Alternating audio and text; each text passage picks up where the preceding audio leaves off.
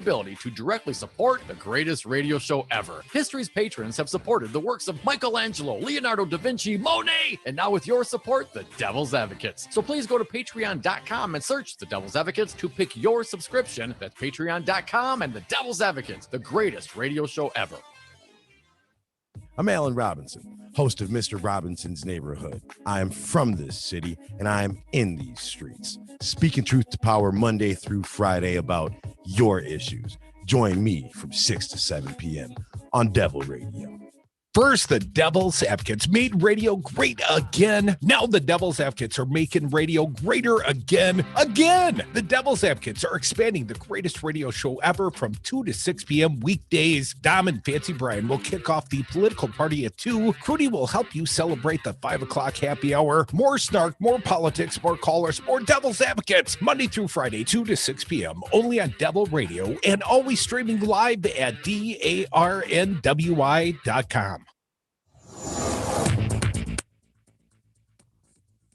For Devil Radio, 92.7 FM and WTTN 1580 AM, I'm Luke Mathers with your headlines for Friday, November 13th.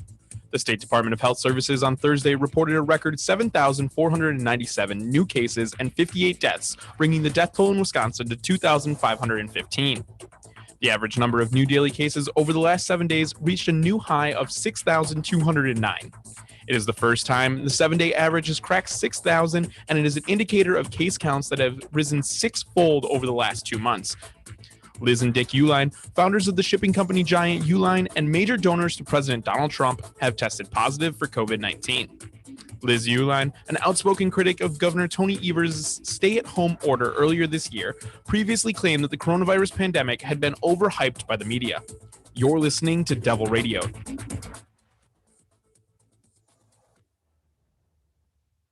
Warning, you are about to listen to the greatest radio show ever. And due to contractual obligations and to shield our airwaves corporate licensees from any semblance of liability, responsibility, and gullibility, we must tell you the views represented on this show are not necessarily those of this station or its management. This radio show contains differing points of view on current political topics, and due to the nature of its contents, it should be heard by everyone. Thank you for listening. 3, 2, 1.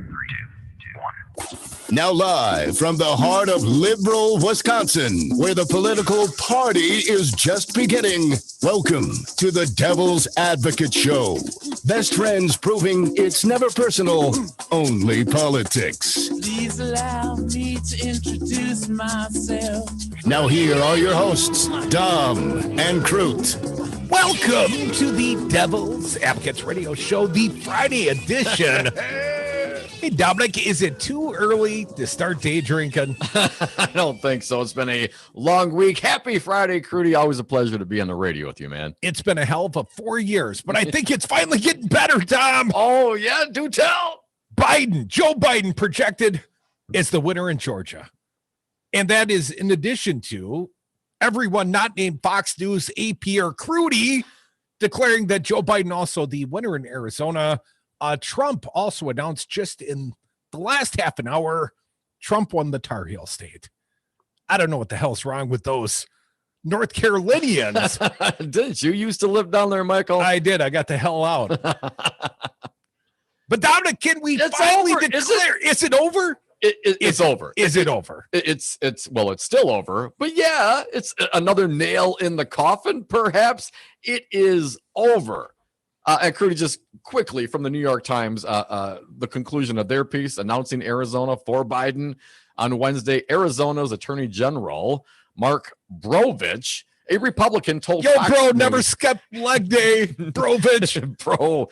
A Republican, mind you, told Fox News that state officials had received about 1,000 complaints about the election, but had found no evidence of widespread voter fraud. His quote, "If indeed there was some great conspiracy, it apparently didn't work." The Republican Attorney General from Arizona. So it's over. Joe Biden's our president. I mean, hell, I heard earlier today, Donald Trump said he'd concede if they just call Arizona. Please just get it over with. Put us out of our miseries. So it's over again. Well, it's not entirely over, Dominic. because it's all subject to lawsuits. And here in the state of Wisconsin, if this Republican lawsuit had its intended effect, Donald Trump will be anointed the winner, at least of the state of Wisconsin. Here is what I'm talking about. Molly Beck, Milwaukee Journal-Sentinel, lawsuit on behalf of Trump seeks to exclude votes from Milwaukee, Dane, and Menominee counties.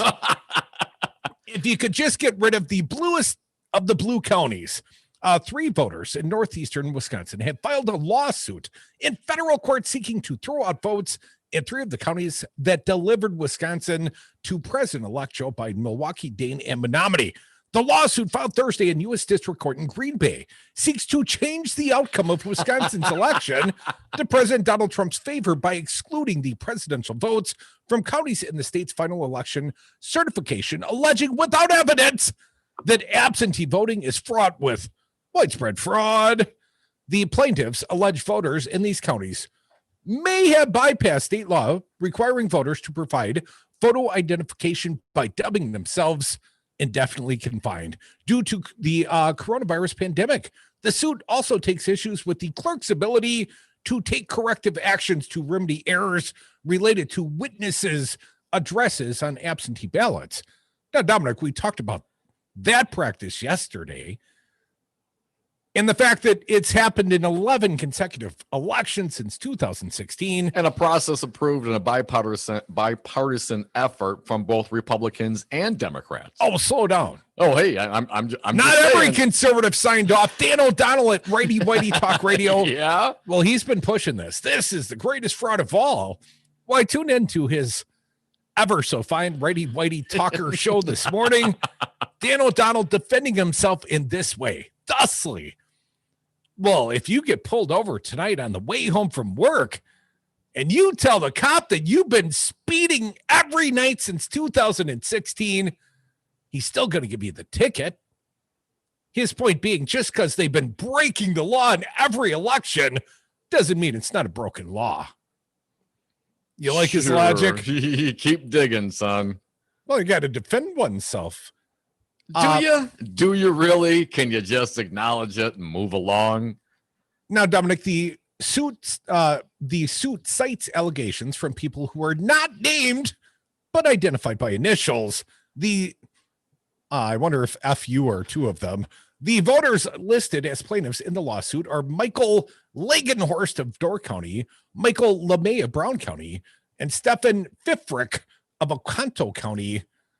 Election workers, overwhelmed by the sudden flood of mailed ballots, have less ability to carefully review them to screen out fraudulent ones, creating a substantial risk that fraudulent votes will be counted and vote dilution disenfranchisement will occur, the lawsuit says. A lot of 50-cent words in there, Tom. Yeah. The lawsuit Make sure you get all the important ones. The lawsuit is fraud. That's the important one. The lawsuit is one of several being brought on behalf of Trump in an effort to change the outcome of the November 3rd presidential election, which resulted in the election of Biden. We declared that last Wednesday, but everyone else, they caught up to us. Finally, Don. We knew, Crudy. A Wisconsin election attorney who has worked for the Democratic Party said the lawsuit was without merit, and I would agree. Our pal Michael Mastelman said Trump continues to file frivolous lawsuits throughout the country to disenfranchise millions of American citizens. Trump's lawsuits are not based upon laws, facts, or reality, which is why the courts throughout the country have summarily and at times angrily dismissed his cases. Loud noises. Wisconsin's result is one of several states Trump is focused on changing through his lawsuit and by a potential recount. Biden won Wisconsin by a margin of about 20,000 votes.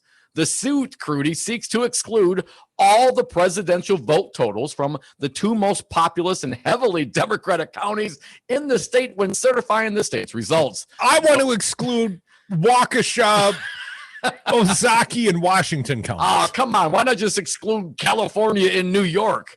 Let's continue, though. They want to exclude, Dane County, Milwaukee County? Those 2 counties delivered 577,408 votes for Biden and 213,000 and change for Trump, a gap of over 364,000 votes, according to unofficial results. Other counties also had high levels of absentee voting, but were not targeted in the lawsuit. I'm talking to you, Waukesha. Certifying presidential electors without excluding certain counties would violate voters' fundamental rights to vote by vote dilution disenfranchisement, the suit alleges, citing protections provided in the First and 14th Amendments. So they're just going to throw out the two most populous Democratic counties. I'd like to see him try. Folks, you are listening to the Devil's Advocates radio show. It's Friday. We air grievances. And I don't know if I should even be upset about this news lawsuit. This seems so ridiculous. The idea we're going to throw out the Democratic counties, the most populous metro containing Democratic counties, because God forbid lots of absentee ballots came in and, so busy the clerks, they didn't have time to seek for the overwhelming fraud. So let's just throw them all out. That's not a remedy I've ever seen. But what do I know? I'm just come on, man. Also, I'm just a caveman. Let us not forget Menominee County. They got to throw them out as well. Because they are the bluest county, as I pointed out. They are the, the L shape, the upside down L, sort of northwest of Green Bay. Well, that might not have been what the caller meant, but that's exactly what I meant. 82% turnout for Joe Biden in Menominee County. So got to get rid of that one as well. Are you concerned, Michael, that this lawsuit could potentially have merit? My only concern is that when I bring up meritorious things, not like that last lawsuit, but when I talk about, coup d'etat or something important on this fine radio program, not because I think it's probable, but only because I think it's theoretically plausible. And I want to prepare you and the rest of the audience for what's the worst that could happen. And then you give me the old, no, that's not going to happen. Yeah, that's not going to happen. I appreciate it. Lots of people have lots of thoughts. I think we need to, kind of peruse through some of these and get to the core of it. But I don't believe, as mentioned yesterday, that those things are even plausible. But I think it's a valid exercise for all of us to engage in. As is this show. Today we're doing a 2 to 5 show, taking you up to the quitting hour. But as of Monday, this show is 33% greater, bestest ever. Come Monday, we're expanding this fine broadcast 2 to 6 p.m. Ooh. You can hear it right here on Devil Radio 92.7 FM. And later in this big show, the current happy hour, the 4 o'clock happy hour. In the future, I might call the 5 o'clock happy hour the happy hour and exclude you from it entirely, Don. Well, that's fine. I'll just start at 4. Well, we'll invite Maggie down about 4:05 today. Maggie Nice. Dawn, Milwaukee County Corporate Counsel. And then Turdy, I wonder if she's got any comment on this very meritorious lawsuit of the right in this case. I cannot wait to hear Maggie's take on, throwing out all the votes in Milwaukee and Dane County. And Dominic, we've got a virtual rookie, a talk radio virgin on the board today. He is Jimmy K. We're deflowering him. Oh, Jimmy, welcome, man. If people ask me, what I do, and, the logical answer would be, well, I talk on the radio. And I don't think that's necessarily the case. Over the last 10 years, I think I break in rookie producers. That's what I think I do for a living, Crudy. Welcome, Jimmy. Thank you. I'm just waiting to play the 10 in a row of Ozzy Osbourne songs any moment here. Oh, I'm down.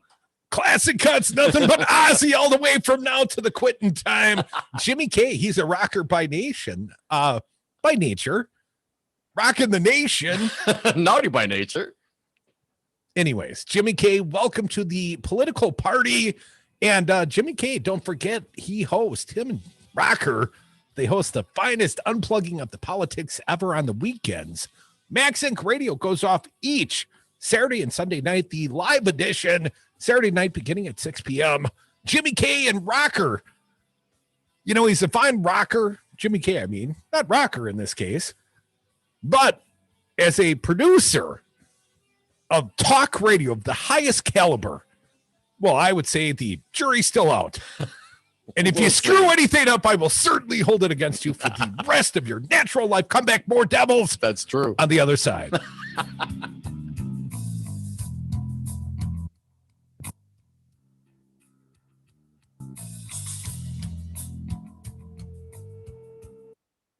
There are everyday actions to help prevent the spread of respiratory diseases. Wash your hands. Avoid close contact with people who are sick. Avoid touching your eyes, nose, and mouth. Stay home when you are sick. Cover your cough or sneeze. Clean and disinfect frequently touched objects with household cleaning spray. For more information, visit cdc.gov/COVID-19. This message brought to you by the National Association of Broadcasters and this station. My life's mission was to defeat Donald Trump and turn Wisconsin blue. Mission accomplished, but the battle has only just begun. Devil Radio and WTTN 1580 AM have continued broadcasting the truth, persevering through the pandemic, supporting public health professionals, and turning out the vote in Madison and Dane County in record numbers. Can you help us survive and thrive for the battles to come? Please consider giving a contribution at GoFundMe. Keep Resistance Radio in Wisconsin. Every dollar helps us continue and makes us stronger. The Lazy Oaf Lounge is Madison's East Side place for friends and family. Whether it's for lunch or dinner, you know you're in for a tasty treat. Awesome apps, burgers, pizza, and the best fish fry in Madison. And join us to cheer on the green and gold with 50-cent wings, beer bucket specials, and free Jell-O shots with every Green Bay touchdown. Plenty of TVs inside or out on the patio. The Lazy Oaf Lounge, 1617 North Stoughton Road, and online at lazyoaflounge.com. Dave from Community PC here. Now more than ever, we're relying on our computers to stay connected with family and friends. Looking for that perfect holiday gift for a family member who struggles with keeping everything up to date? Every day, more and more people are discovering the peace of mind that comes from a Tech Protect plan from Community PC. And it makes the perfect gift for anyone you need to stay connected with. Check out commpc.com to learn more. That's commpc.com. Community PC. We know what makes computers happy. From Portage to Watertown, Devil Radio on WTTN 1580 AM is essential radio to get you through your day.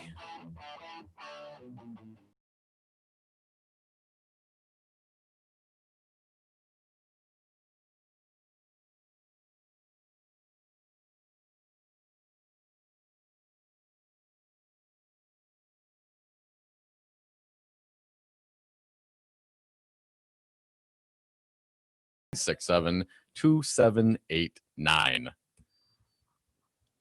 Crudy got the sneezes, man. Help me out a bit. Help a brother out. You gotta make it. I get scared when you get in those sneezing fits, man. I always think you're just gonna have the big one coming, man. A huge heart attack, and I'm gonna lose my co-host, man.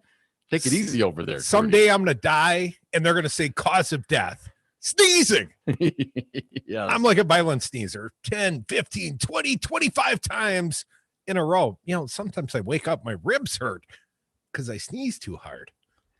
Damn, it's terrible. Unnatural. It is. It's a little strange. And I'm praying it's not COVID, but it happens to me every day of my freaking life. You know, every so often I damn near get caught on the radio sneezing in real time. Good thing I told everyone. Then they'll know to expect it in the future. Dom. See, there you go. Just got to train the audience a little bit. What are we gonna talk about next, man? Well, I think sneezing. It is so let's reflect a little bit on Arizona, shall we? Why did Arizona flip? Why are Republicans flipping? Are they disenfranchised with Donald Trump? Is it his lack of leadership? It's over 100,000 votes. The differential between the 2016 election and this elective cycle. And I don't know what makes Joe Biden 100,000 votes more appealing than Hillary Clinton, but that is the math. And I was watching probably MSNBC last night, and they were laying it out. And when you look at Maricopa County, I believe a big shift in Maricopa County. That's where your buddy Joe Arpaio lived. Former guest on this fine program, Joe Arpaio. But anyways, I'm not clear. I don't live in Arizona. But I can tell you, what about the governance of Donald Trump would make it turn more Republican? And the fact that he attacked the hometown boy. John McCain obviously now departed, but even post-death, Trump never lightened up on John McCain. No. Cindy McCain came out and specifically endorsed Joe Biden. I think, most endorsements, not terribly influential, certainly not the wife of the nominee that didn't get elected. But in the state of Arizona, I think Cindy McCain probably has some clout. They know her there. Yeah. And Mark Kelly, of course, won the Senate race as well. McSally, very unpalatable to the voters of Arizona. And Dom, something else you and I took note of. Marijuana. Marijuana helped turn that state blue. Anytime marijuana broadly is on the ballot as either a referendum or turning a state into a legal recreational marijuana state, well, what do you know, my friend? The state turns blue. It's First amazing. it goes green and then it turns blue. It's almost like people want to have the ability to consume marijuana without a government oppressing them in their freedom of doing so. And it's really strange how even some Republicans are along there. I mean, there's, what are we at, 70, 80% for medical marijuana for sure. Oh, it's over that. I thought I had seen over the course of the week polling for legalized marijuana, perhaps this just a Facebook meme. You know, I'm a sponge. I soak up information everywhere. But my understanding, current polling, at least the one I saw represented, 73% support for legalized marijuana. I did not see a caveat saying medical marijuana.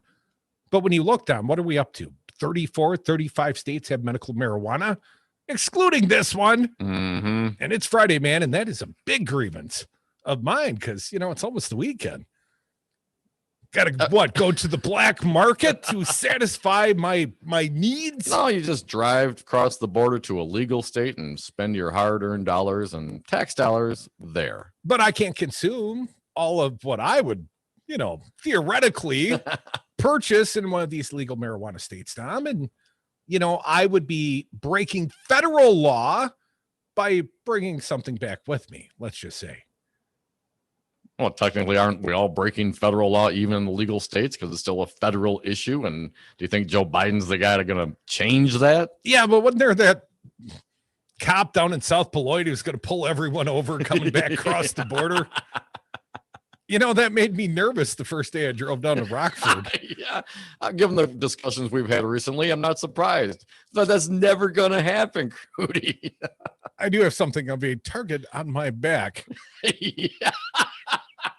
It's my association with you. It makes me a glaring target. It cannot possibly be. 844-967-2789. A little more politics here, Dom, before we turn to the more frivolous. Saw this article over at the Washington Post and on our page at the Devil's Advocates Facebook. I believe you posted it. This is a massive failure of character. We're talking about Dominic. No, we're talking about... No, for a change, we're not. This is a massive failure of character amongst Republicans with evangelicals out in front. Out front? You talked about the numbers, Dominic. Donald Trump got over 71 million votes. Wow. 70, that's a lot of votes. That's more votes, I believe, than any Republicans ever gotten. Now, it's not enough. Well, right. But it's still more votes. Donald Trump still turned out a hell of a lot more people. What did he brag about? My 63 million votes. Yeah. Well, Hillary Clinton got 65-ish million. But now Trump got 71 million votes. And Donald Trump, I mean, he's got people out there today. Peter Navarro. I mean, people in the Trump administration are still out publicly telling the story that Trump is effectively won the election. That's exactly what they're saying. Yeah, we're preparing for a second term, right? Get me a budget. We're going to need that.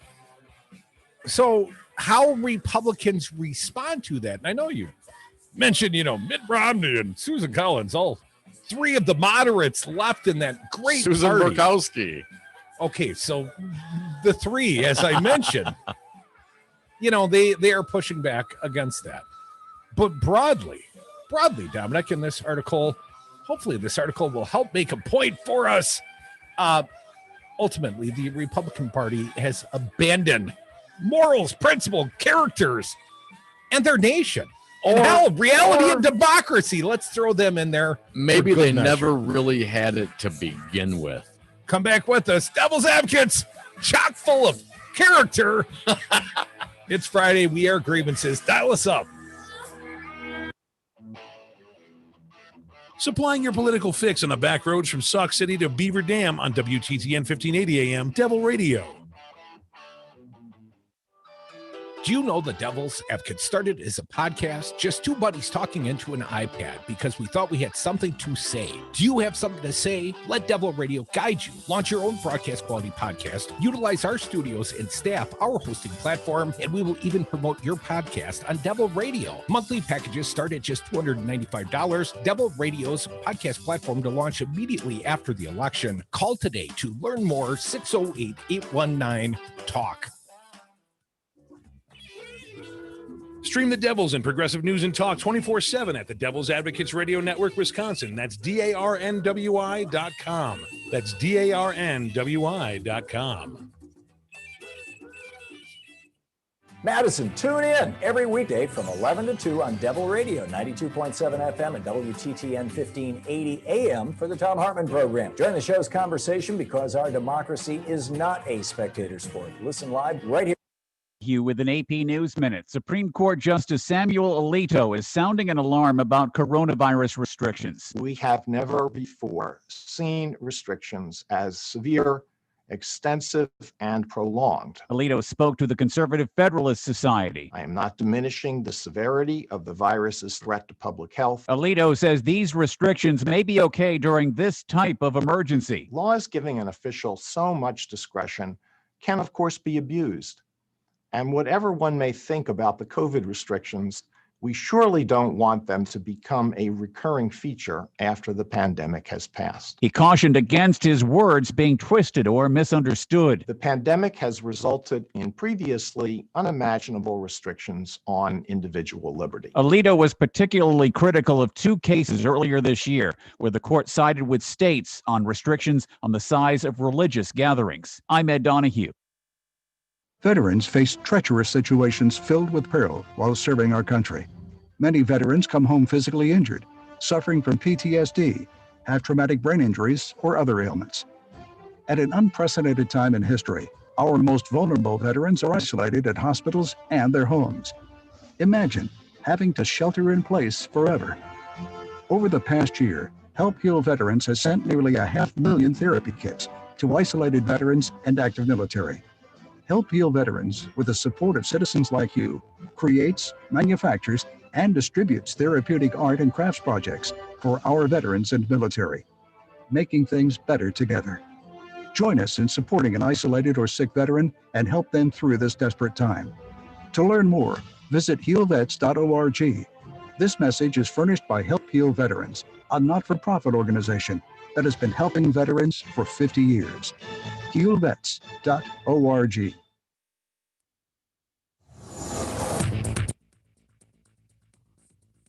For Devil Radio, 92.7 FM and WTTN 1580 AM, I'm Luke Mathers with your headlines for Friday, November 13th.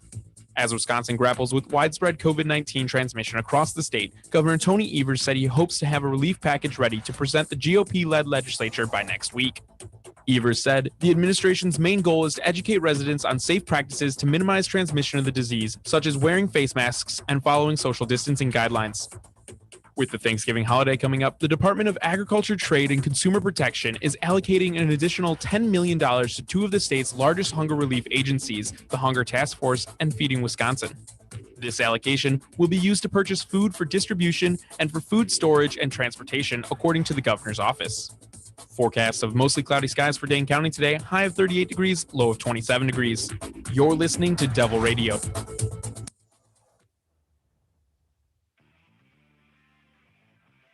The Devil's Advocates, political commentary from the back of the class.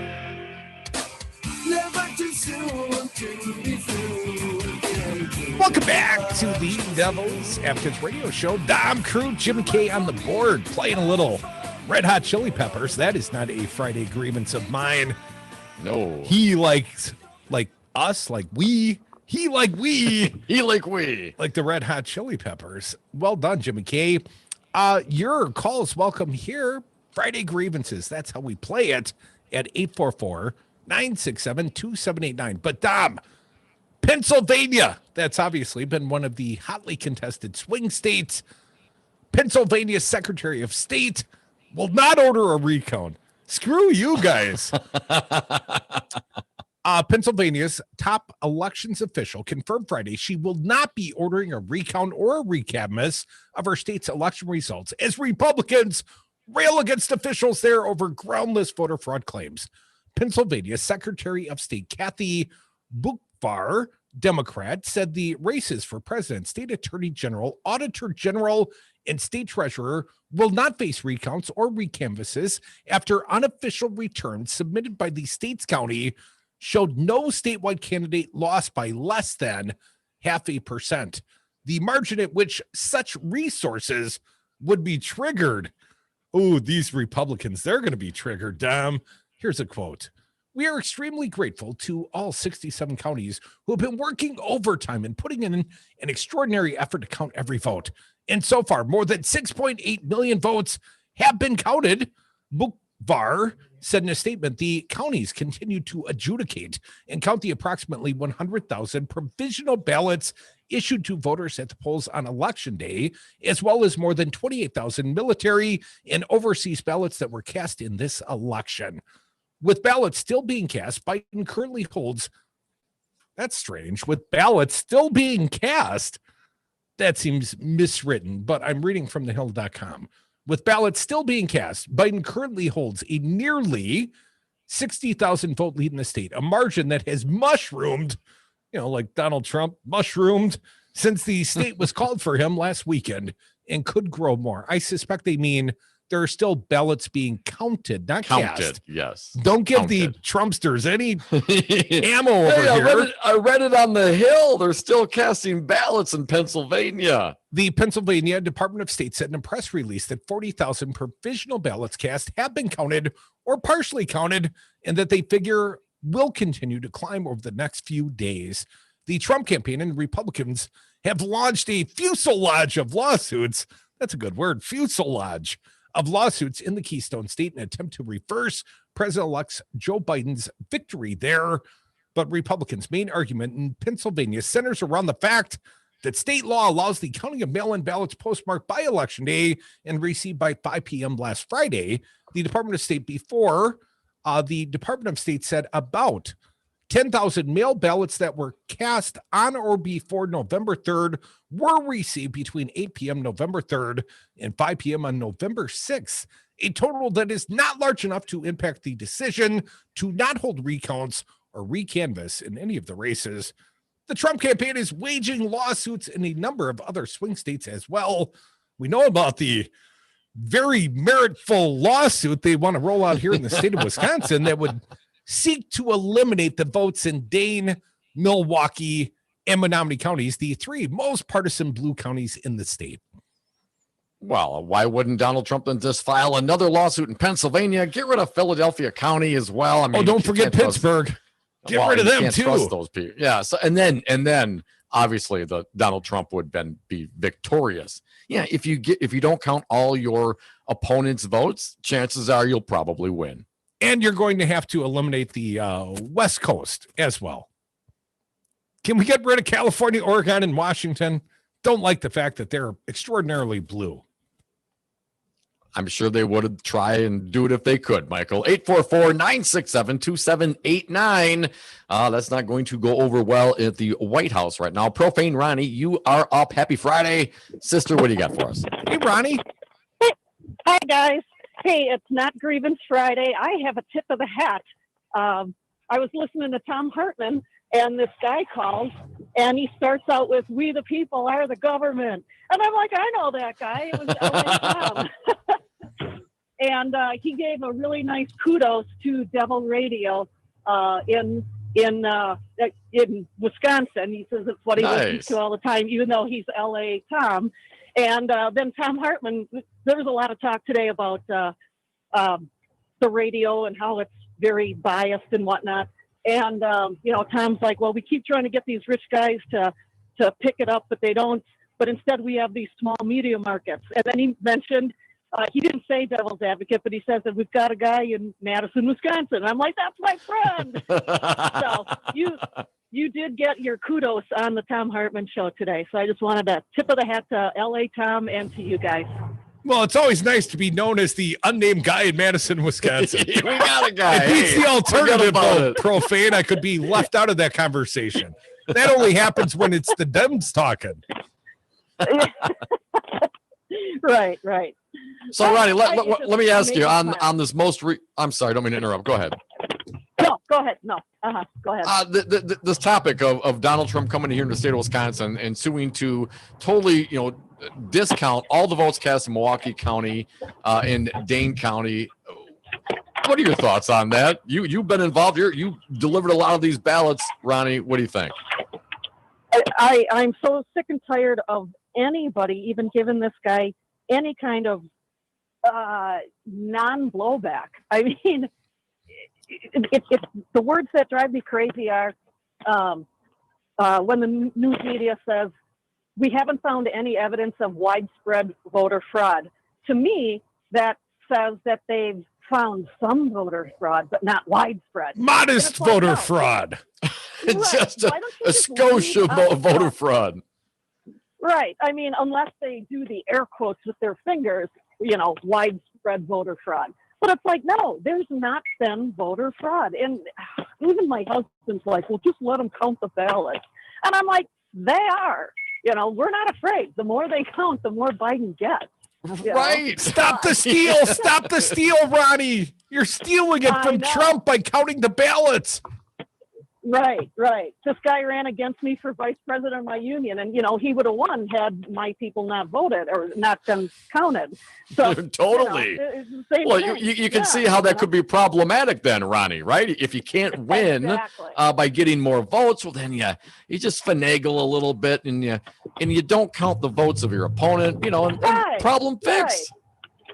Right. And I mean, that's a simple solution to winning by not counting other people's votes. So, makes sense to me. Yes, totally. Hey, Ronnie, thank you, my friend. Yeah. Have a Love you wonderful guys. weekend. We appreciate it. Love you. Take care, Ronnie. 844-967-2789. I'm not even sure if this is a meritorious conversation at a certain level. I mean, generally, and in reality, you wouldn't be talking about the guy that lost the election out there filing lawsuits. I mean, there are some poor losers out there in the world, and there have been some, really close races. Think of the Al Franken, Norm Coleman race up in Minnesota, the senatorial race. And that thing got tied up in the courts for like a year. But that was like a 300 vote differential. Or I hear Republicans talking about, well, what about the Al Gore and George Bush and Bush had conceded and Al Gore would be your president. And I'm thinking, well, didn't Al Gore win the presidency first and foremost when they actually counted the votes? Maybe I'm wrong. But ultimately, 37 days because there was a singular state that could have changed the outcome of the Electoral College, Florida. And Florida was very close mathematically. Hanging Chads and Pat Buchanan and, Catherine Harris and the Brooks Brothers Revolution. Lots of great stuff. Memory, Crudy. Good times. Good times. Good times. Great memories. And for 37 days, we all sat by and we wondered as a nation, who is the president? Well, ultimately, it became W. And W seemed like the worst, most illegitimate president of all time. And I even acknowledged, hell, Donald Trump won the Electoral College. I don't like the math, but Donald Trump won the first time. W didn't even really win. He got Are you sure we really won? Maybe there was widespread voter fraud. Think about if the Democrats. Well, of course there wasn't. Last in California, all those illegal immigrants coming up. That's why he lost by 3 million votes. Well, that's the popular. Of course, but the Electoral College. But the Dems didn't get up and say, well, this is widespread voter fraud, right? No. That didn't happen. We never challenged the veracity of the vote. It was closer then than it is now. Certainly it is. Certainly it is. So at some point, the reality, you got to think setting in for Trump. He's got to be a sad man. A little depressed, a little despondent, I would guess. Kind of makes me feel good. I actually, because I'm just a jerk I don't like that. Feel that for that. What I'm concerned about is what this continual play, and that's what this is. This is a purposeful gambit by Trump and his acolytes to try to manipulate the American people, to continue to manipulate his supporters, and in doing so, for the grift, for some future benefit, perhaps, because that's how Donald works. He's very transactional, and what that does to what people feel about the foundational premise of this country. And so as the game continues, as the grift continues, so does the continual wear of the American peoples, and certainly his supporters on the faith of the foundation of this country. Well, they say, Dom, don't hate the player, hate the game. 844-967-2789. So if you're feeling bad, too freaking bad. You're a grown-ass man. Get your act together. Pass something for the American people in the midst of the spiking pandemic and get your ass out of Dodge when it comes due time. 844-967-2789. Going back to the phone, Steve from Madison. Welcome, Steve. What do you got for us? Hey, Steve. Hi, guy. Yeah, I'm mad as hell, and I just about can't take this anymore. Now, you and me both. This useful idiot in the White House, through his rallies and events, has now got 130 Secret Service agents contracting the COVID. And besides overcharging them, they're supposed to take a bullet for this jackass. If you don't want to start the transition to a new president, then it's time to drag his fat ass out of there. That's it. Right on, Steve. I appreciate it, man. I'm mad as hell, and I'm not going to take it any longer. Well, and he brings up a great point. We posted this also on the socials today. The 130 Secret Service men and women that have been infected with COVID, those are active, and that's 10% of their workforce based on what I read, and that's the current. There was also some infections in the past. So, are you implying that Donald great. Trump is less safe due to his own actions and dragging the Secret Service to his COVID super spreader events all across this nation? And if the Secret Service, if 130 of them, of 10% of the entire workforce is out with COVID, how do you think those Midwestern numbers spike? Like here in the state of Wisconsin, the COVID numbers, how do you think they spike so high? Well, Donald Trump was here 5 freaking times. La Crosse was Salem, Janesville, Waukesha. Pence was in Moseley. There was a virtual crowd of dozens there, I heard. And then you got the kids in the bowling alley, right? Dragging everyone down to the basement. Oh, Donnie Jr. or Eric, I forget which one. Yeah, in the bowling alley, the basement of the bowling alley. Hey, which Trump's son wouldn't you show up in the basement of a bowling alley to see at a COVID super spreader event, Tom? Oh, man. My point is, it's probably not great in the basement of the bowling alley. My point is it's a hell of a lot more than 130 Secret Service officers that have been quarantined or have contracted the COVID. There's got to be thousands of them all across the upper Midwest, Michigan, Wisconsin, and don't forget Pennsylvania. Trump did like 5 Pennsylvania rallies in like a day. It took him like 10 days to make it through Wisconsin. 10 times, 5 times. What was it? 5 times? 5 rallies. Too many times. And now we're up to 7,777 new coronavirus cases in the state of Wisconsin. Another record. Congratulations, Wisconsin. We are so sick of winning. Are you kidding me? Over 7,700 cases in a single day. That's exactly what I'm telling you. Those numbers are blowing up. Come back with us. Phone lines better blow up at 844-967-2789.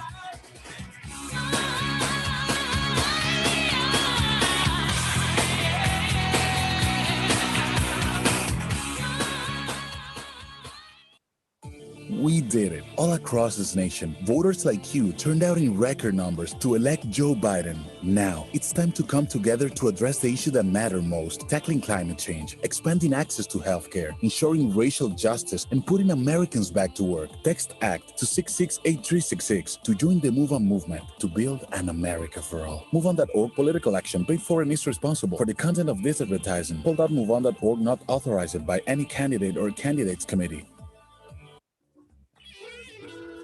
Stream the Devils and progressive news and talk 24/7 at the Devil's Advocates Radio Network, Wisconsin. That's DARNWI.com. That's DARNWI.com. My life's mission was to defeat Donald Trump and turn Wisconsin blue. Mission accomplished, but the battle has only just begun. Devil Radio and WTTN 1580 AM have continued broadcasting the truth, persevering through the pandemic, supporting public health professionals, and turning out the vote in Madison and Dane County in record numbers. Can you help us survive and thrive for the battles to come? Please consider giving a contribution at GoFundMe. Keep Resistance Radio in Wisconsin. Every dollar helps us continue and makes us stronger. Hey folks, Jimmy K here from Hotel K Pet Sitting and Dog Walking. Hotel K is your pet's new best friend, offering dog walks, cat care visits, and professional house sitting in the greater Madison area. Our pet sitters are experienced, dependable, and offer you peace of mind while you're away. Schedule now at freebellyrubs.com. freebellyrubs.com. Hotel K Pet Sitting and Dog Walking. freebellyrubs.com. Join me, Stephanie Miller, and the entire Sexy Liberal Resistance every morning from 8 to 11 for the Stephanie Miller Show right here on 92.7 FM and WTTN 1580 AM. Listen live Monday through Friday on Devil Radio, Wisconsin's home for progressive news talk radio. With better reception than their tinfoil hats, why listen to any other station? 92.7 FM and WTTN 1580 AM, Madison's home for Devil Radio. The big and tall of political talk. Dom and Cruz are the Devil's Advocates. And we are back. Thank you for listening to the Devil's Advocates radio show. Phone lines are open. We air grievances on Friday. We got a lot of those, and you're going to hear about it. 844-967-2789. Dominic, let's go back to the phones. The multi-monikered Big Mac calling today. How you doing, Tony Macaroni Big Mac? Hey, Mac. Curdy, I was looking at you. You look like you're going to fall off that soapbox. You're standing so tall.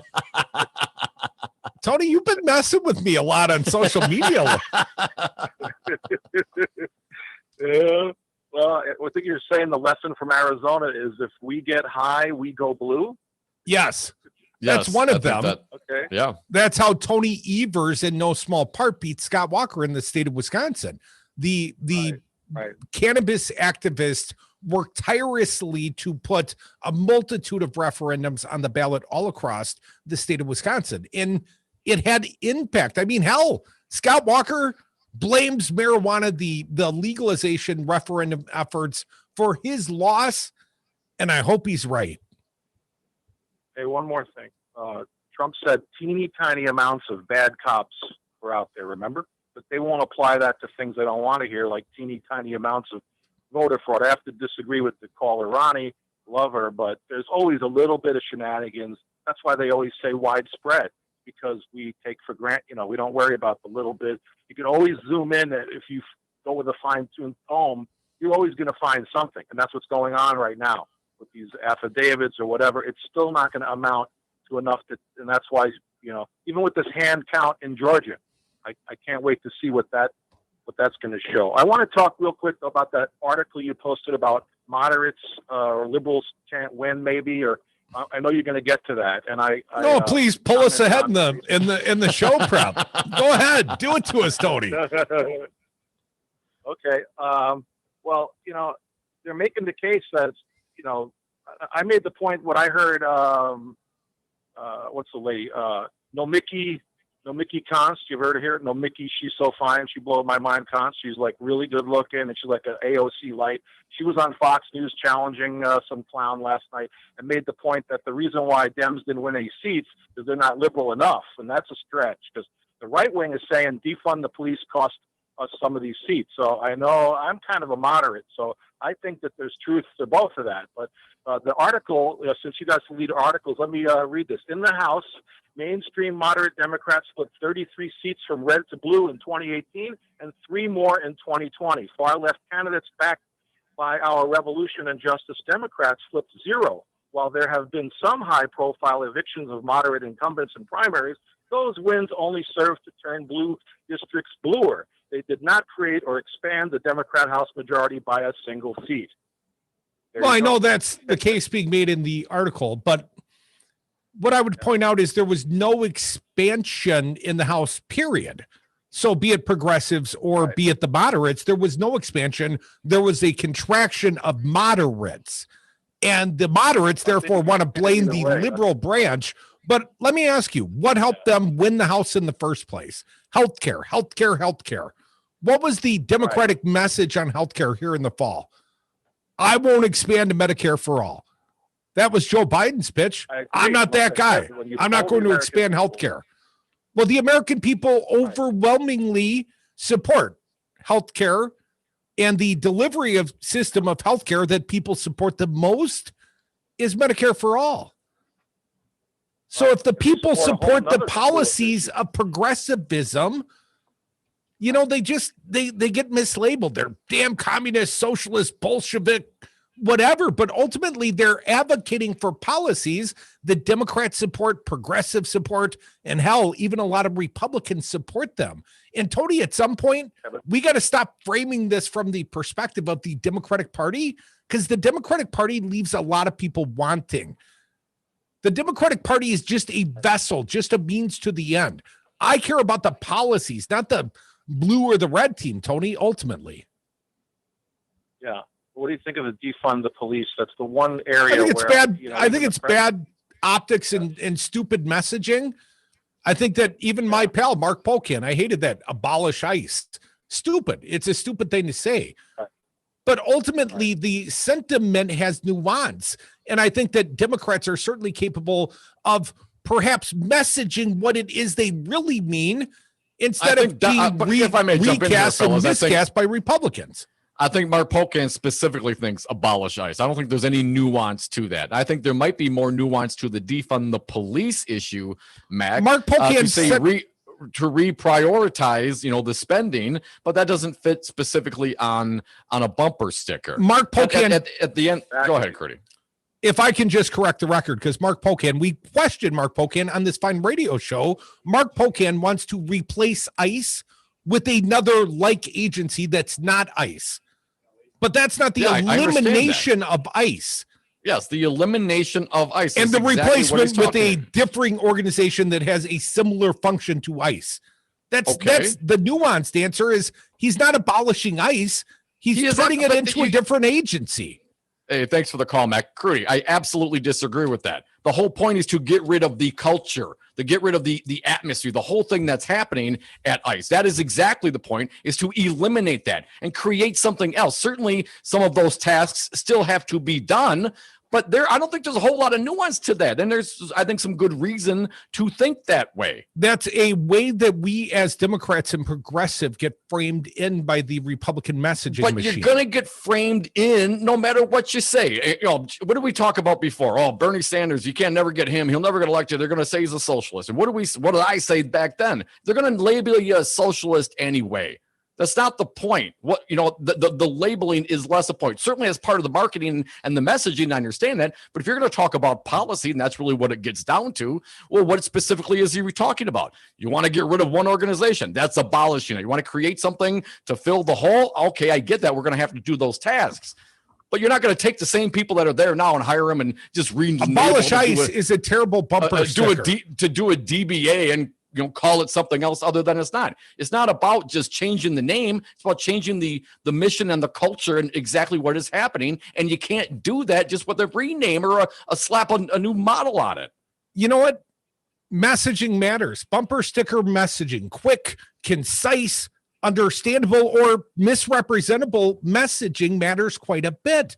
And when Mark Pocan, I love Mark Pocan, but when he says abolish ICE, that's not entirely what he means. He doesn't mean eliminate all immigration matters on behalf of the federal government. He means the current creation, the one that happened after 9/11, is a failing agency, and he wants to replace that failing agency with another agency, which is hopefully more successful. All right. So does repeal and replace, does that sound better to you then, Michael? Well, it would be a more accurate descriptor, because when you label it abolish ICE and you don't say and replace it with a more functional agency, then you're miscast and mischaracterized. You're going to be miscast and mischaracterized anyway, and exactly the facts But it are, sticks if when it's Mark bad Pocan had messaging. his way, ICE would no longer be in existence as it stands, i.e. ICE would be abolished. We do media messaging for a living. You understand it's a bad message.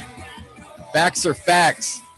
Bad messaging is bad messaging. Come back. More Devil's Advocates. Hour 2 is next. Jimmy, it's the day after the election and the president wants to cancel Max Inc. Radio for Christmas music. He can't do that, Rocker. We have the devil on our side. All new Max Inc. Radio, Saturday 6 to midnight. New features like live music, local artists and interviews with plenty of throwbacks. Chat with Jimmy K and Rocker using the Max Inc. Radio chat room. Or call the studio live and make a request. It's all new Max Inc. on Devil Radio 92.7 FM. You can't kill local music, Rocker. Call him back and tell him he's fired.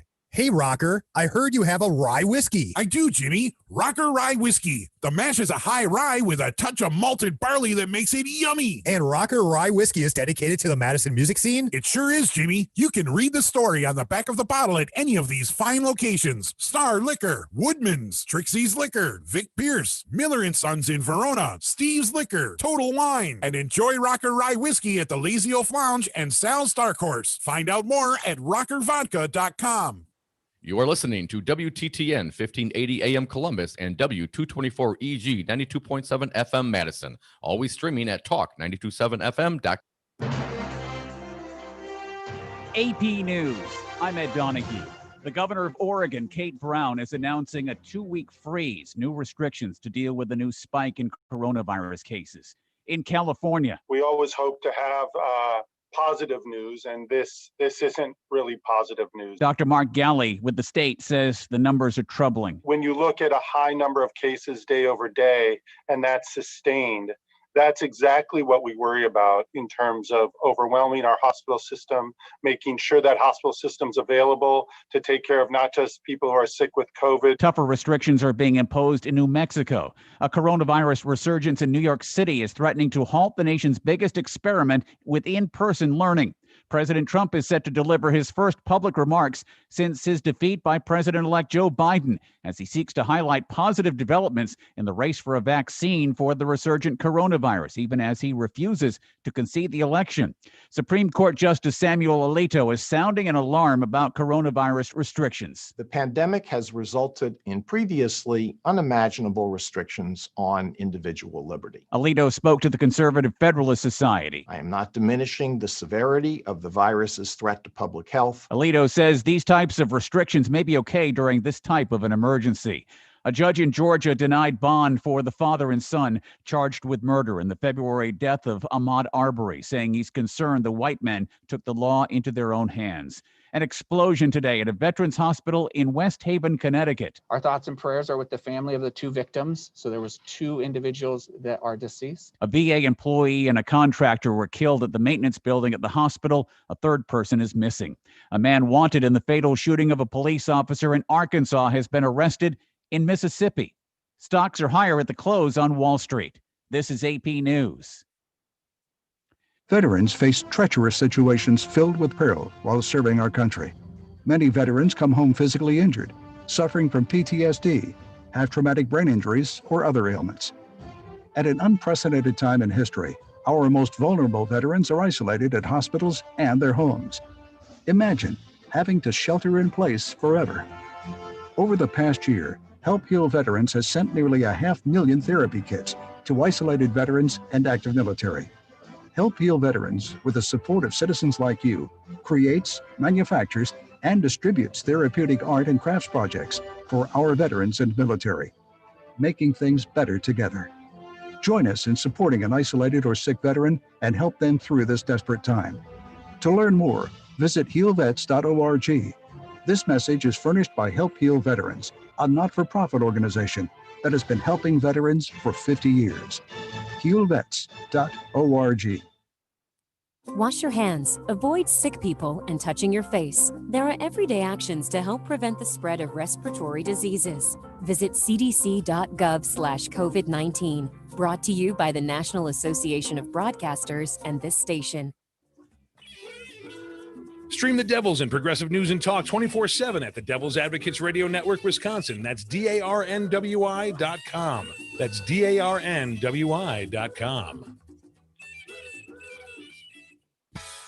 My life's mission was to defeat Donald Trump and turn Wisconsin blue. Mission accomplished, but the battle has only just begun. Devil Radio and WTTN 1580 AM have continued broadcasting the truth, persevering through the pandemic, supporting public health professionals, and turning out the vote in Madison and Dane County in record numbers. Can you help us survive and thrive for the battles to come? Please consider giving a contribution at GoFundMe, Keep Resistance Radio in Wisconsin. Every dollar helps us continue and makes us stronger. Hi, this is Dom from the Devil's Advocates inviting you to join us on Patreon.com. Patreon allows for our audience to access exclusive programming not available anywhere else and gives you the ability to directly support the greatest radio show ever. History's patrons have supported the works of Michelangelo, Leonardo da Vinci, Monet, and now with your support, the Devil's Advocates. So please go to Patreon.com and search the Devil's Advocates to pick your subscription. That's Patreon.com and the Devil's Advocates, the greatest radio show ever. I'm Alan Robinson, host of Mr. Robinson's Neighborhood. I am from this city, and I'm in these streets, speaking truth to power Monday through Friday about your issues. Join me from 6 to 7 p.m. on Devil Radio. 5 your local single-source IT solutions provider, specializing in cloud technology, consulting, servers, networks, and hosting. We manage your IT so you can focus on running your business. Enjoy technology. Enjoy 59s.com. For Devil Radio, 92.7 FM and WTTN 1580 AM, I'm Luke Mathers with your headlines for Friday, November 13th. University students across the state are preparing to head home for Thanksgiving break, and an increasing number of schools are telling them to stay home for the rest of the semester and through the holidays. On Thursday, with the state struggling through the worst COVID-19 stretch since the pandemic began, 3 University of Wisconsin system schools, Eau Claire, Stout, and River Falls, decided to go virtual through the holidays. Students will complete final exams remotely and return to in-person instruction in the spring semester. An analysis of reports from state elections officials show Wisconsin municipal clerks flagged 238 possible cases of voter fraud in the state over the past 4.5 years. Those possible cases occurred over several major elections in which more than 12 million cumulative ballots were cast. You're listening to Devil Radio, 92.7 FM and WTTN 1580 AM. Warning, you are about to listen to the greatest radio show ever. And due to contractual obligations and to shield our airwaves' corporate licensees from any semblance of liability, responsibility, and gullibility, we must tell you the views represented on this show are not necessarily those of this station or its management. This radio show contains differing points of view on current political topics, and due to the nature of its contents, it should be heard by everyone. Thank you for listening. 3, 2, 1. Now live from the heart of liberal Wisconsin, where the political party is just beginning, welcome to the Devil's Advocate Show. Best friends proving it's never personal, only politics. Please allow me to introduce myself. Now here are your hosts, Dom and Crute. Welcome back, hour 2 of the Devil's Advocates Radio Show. And right now is when I start laying down the lumber, Dominic. Yeah, bring it, brother. Here are a few of my thoughts. First and foremost, you act like abolish ICE or defund the police. You're just fine with those.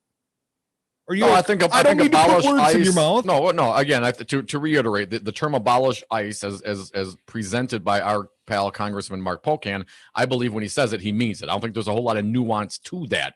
I think the defund the police is a little more problematic as far as a messaging theme.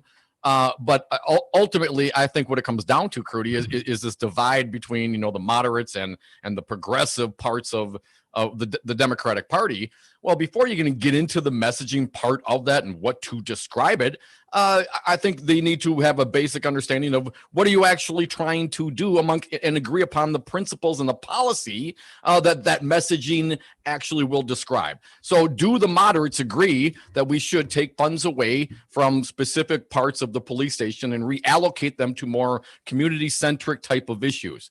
Do you agree with that? Yes or no? right? And then so that's my point. It's not a matter of then you got to come up to an agreement of how to describe that, but you got to agree to the policy to begin with, and I'm not clear they all do. So if you don't agree with the policy, it's real easy to knock on the messaging in the first place. Well, I'm not here to litigate the policy of resourcing the police, let's just say, for conversation's sake. But who isn't for that on the Democratic side of the aisle? Joe Biden even said he was for that, but don't frame him with defund the police because it's bad messaging. And his team was smart enough to know it was a bad message. Good sentiment, perhaps, good intentions, bad messaging. I got a better one. How about demilitarize the police? Do you think the Republicans would be able to clobber the Democrats if we just said demilitarize the police? What do you mean by that? I don't want my local cops to have a tank. I don't want that. That makes sense to me. Maybe I'm just, overstating the obvious. And in regards to our pal Mark Pocan, I do think, and you and I will agree to disagree on the point, but I do think there's a hell of a lot more nuance to Mark's position than abolish ICE. And my thought is, how about end random immigrant deportation? Because that's really what Mark was advocating for. ICE was swooping up and grabbing people in the city of Madison, around Dane County, in his congressional district, and he wanted that practice to end. But the statement abolish ICE, you get battered with it. Bad messaging allows you to get battered by your political opponents. Your political opponents are going to batter you no matter what you do. So I don't think you can worry about framing whatever your policy and your messaging is as it pertains to your political opponent. Well, put a little thought into your messaging, Dom. I don't know if you know this. I put a little thought into the messaging we try to do here on the show. You and I think about this, right? You choose your words occasionally, generally, carefully, generally, because you've got a certain message you're trying to impart. And any random loose words that you utilize can be used against you. So if you only want to be heard for your message, choose your message thoughtfully. Choose your words. And if the Democrats don't learn that, the Democrats are going to get their asses handed to them. But the greater point, you make it, or you start to make it, Dom. Although you never can tell what you're talking about with all these loose words you throw around. What? But here, let's get into the heart of the matter. It's not just the Republicans that beat the crap out of the Democrats. It's the Democrats that beat the crap out of the Democrats. Whether it's the moderates bashing the Bernie-crats, the progressives, or vice versa. Sure, and I think the same thing happens in the Republican Party. The rhinos. I mean, you hear all those things exist. I think in both parties. I don't think any one party has an exclusive on that kind of dynamic in their party. Okay, let me see if you like my messaging. For I perceive myself as a progressive Bernie-crat. Now I've got a little messaging for my friends, on the same team, but sort of way on the other end of the column. I'm going to call them the moderately corporatist. Moderate corporatist? Yeah, they're moderately corporatist, as opposed to the all-in corporatist in the Republican Party. But now, the you think moderate, using the term corporatist is good messaging? I use it derisively. Okay, but you own a corporation. Come on, corporations are people, my friend. Well, okay, but this is what I I'm do saying. own stock in a corporation. It's right, a and lots small of people are business. LLCs, but you're Sure. saying corporate. I mean, you are. I think you could make the case where lots of independent entrepreneur types who have corporations or limited liability companies or S corps or whatever the case is, we're going to hear that and say, "Well, come on, I'm just trying to earn a living here, man. What's wrong with having some corporate liability protection?" Well, there's nothing wrong with being an LLC or a sole proprietor. Or hell, even if you're successful, you grow up big and tall and you become a corporation, right? But ultimately, Dom, it is the actions, what you choose to do with that corporation, how you direct that corporation. Now, I'm a small business. And I direct this corporation sometimes at random, sometimes at my whim, but often with my passion in my heart. You know that this corporation, its attitudes follow my own personal sensibilities. And it's progressive as much as it can be. Certainly, we got to pay the bills and we got to keep the lights on. We got to do what we have to do, like any other business endeavor tries to. But I am a much bigger believer in the audience out there, the constituents, if you will, the listeners of this radio show. I have far more faith in them than the moderate corporatists. I really do. The organizations that become the party. And we know Tom Perez, we know Ben Wickler, good guys in their own regard. But when you become an organization, when it becomes the party, and I say that with some derision in my voice, that party wants to snuff out those of us that have the ideology of progressivism, and they think any messaging on this side of the aisle is automatically bad messaging. Well, I think anytime you get organizations and groups of people, hell, more than two people in a room at one time. Now that what is the first rule of that organization? Well, it's to survive and to exist. And who has the most influence onto money in those operations? Well, certainly corporations. Those who are at the top of that organization. In this case, we're talking about political parties. And yes, they have their inputs and they have their headwinds to deal with, like any organization does when you're trying to stay alive and stay afloat. And it takes money to do that. Not trying to relitigate the primary again, but do you, my little buddy, and certainly speaking to the audience as well, could Bernie Sanders have won this election against Donald Trump? Or would he have been so characterized as associated with the Venezuelans like Trump did to Joe Biden in Southern Florida? Or called a socialist or a communist? Would that have so turned the Cuban American vote in South Florida that Bernie couldn't have won Florida, just like Joe Biden didn't win Florida? Just like Joe Biden didn't win Texas? I mean, obviously, we'll never know. But I was prepared. I voted for Bernie Sanders in the primary. I was prepared to vote for him in the general. And yes, I do think he could have won. I don't think it would have been any more difficult given what we saw from the messaging coming at Joe Biden from the Republicans. It was the same stuff. I don't think the Republicans would have changed their attack whatsoever. And in fact, in some regards, I think it would have been a whole lot easier because he didn't have, they'd have to find something else other than the laptop from hell and the Hunter Biden stuff. Well, seemingly that stuff had very little impact on the ultimate outcome of the election. I don't think the Hunter Biden laptop got a lot of traction. But it fired up Joe their Biden base. was. I mean, that's the point. It wasn't about converting voters. It was about getting their base fired up, right? I mean, what are you going to throw at Bernie Sanders? But I guess to stand up back all that, yeah, I think. But Joe Biden was. Yes, Bernie Sanders could have won this election. If you'd have called Bernie Sanders a communist, it is far more likely, or a socialist, or all the different machinations that idiotic Republicans misuse, and sometimes even corporatist moderates misuse to characterize my wing of the party.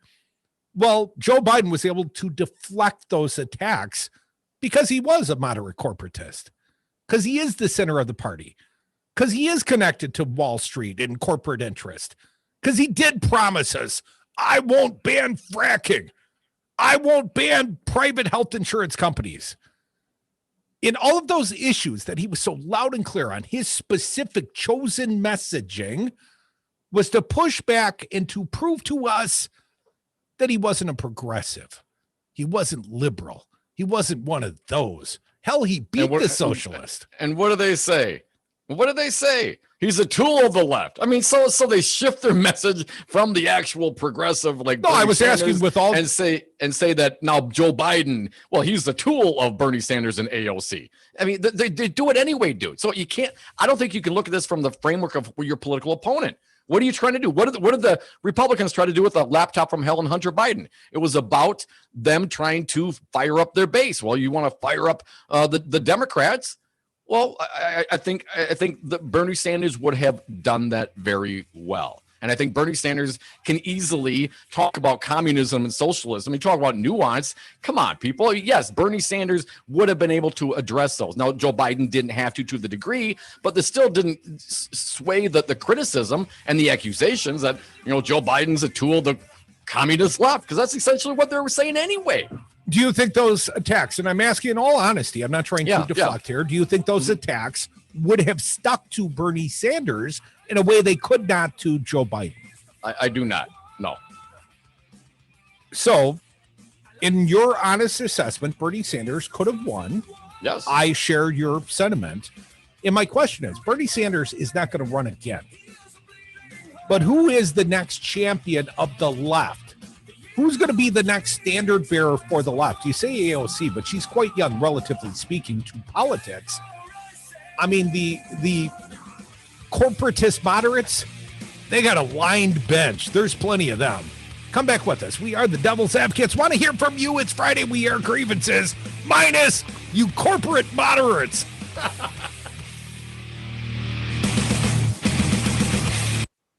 Biden won because of you. Because you stayed in line to vote even when you got tired. Because you knew that your vote is power. Because you understood what was at stake. And because you showed up, we now have the power. Text ACT to 668-366 to join the Move On movement to build an America for all. MoveOn.org. Political action paid for and is responsible for the content of this advertising. Poll.moveon.org. Not authorized by any candidate or candidates committee. This is Tony with Quality CBD. We are located on Willie Street across from the co-op. At Quality CBD, we are vertically integrated. From soil to oil and seed to sale, we grow, extract, manufacture, and distribute quality CBD oil. We also have contact-free delivery options at qualitycbd.org. Quality CBD. Legal, local, legit. Hey, Rocker, I heard you have a rye whiskey. I do, Jimmy. Rocker Rye Whiskey. The mash is a high rye with a touch of malted barley that makes it yummy. And Rocker Rye Whiskey is dedicated to the Madison music scene? It sure is, Jimmy. You can read the story on the back of the bottle at any of these fine locations. Star Liquor, Woodman's, Trixie's Liquor, Vic Pierce, Miller & Sons in Verona, Steve's Liquor, Total Wine, and enjoy Rocker Rye Whiskey at the Lazy Oaf Lounge and Sal's Dark Horse. Find out more at rockervodka.com. Stream the Devils and Progressive News and Talk 24/7 at the Devil's Advocates Radio Network, Wisconsin. That's DARNWI.com. That's DARNWI.com. Join me, Stephanie Miller, and the entire Sexy Liberal Resistance every morning from 8 to 11 for the Stephanie Miller Show right here on 92.7 FM and WTTN 1580 AM. Listen live Monday through Friday on Devil Radio, Wisconsin's home for Progressive News Talk Radio. Devil Radio, your fix for progressive news talk from Black Earth to Columbus. Always streaming at DARNWI.com. Let's go! 60% of the time, they're right every time. Dom and Cruz are the Devil's Advocates. And we are back. Thank you for listening to the Devil's Advocates Radio Show. Happy Friday to us all. Join us on the phones at 844-967-2789. I'm only starting this argument, if you will, Dom, because I don't know how we make this country more progressive, advocate for the issues that we, and I don't mean just little old Crudy, but we, the American people, according to the polling, we believe in things like Medicare for all. We believe in things like legalizing marijuana. We believe in things, and this one I got dragged over to the Bernie left on. Either forgivable college loans or perhaps free college, at least at, let's say community colleges. There's always a compromise to be had. But these are investments that we would make in the American people. And I think that many of our friends across the aisle, and I don't count many friends across the aisle anymore, but the state of Florida, by vote, raised their minimum wage to $15 per hour over the course of time, no doubt. But that's Bernie Sanders 101. Yeah. That is Bernie Sanders working for the workers. And I mean, here in the state of Wisconsin, as recently as 2014, someone like Mary Burke was advocating for 1010. I'm not even clear if Tony Evers advocated for $15 an hour. And I'm not trying to pick a fight with Tony today, but I thought his advocation was like $12 an hour.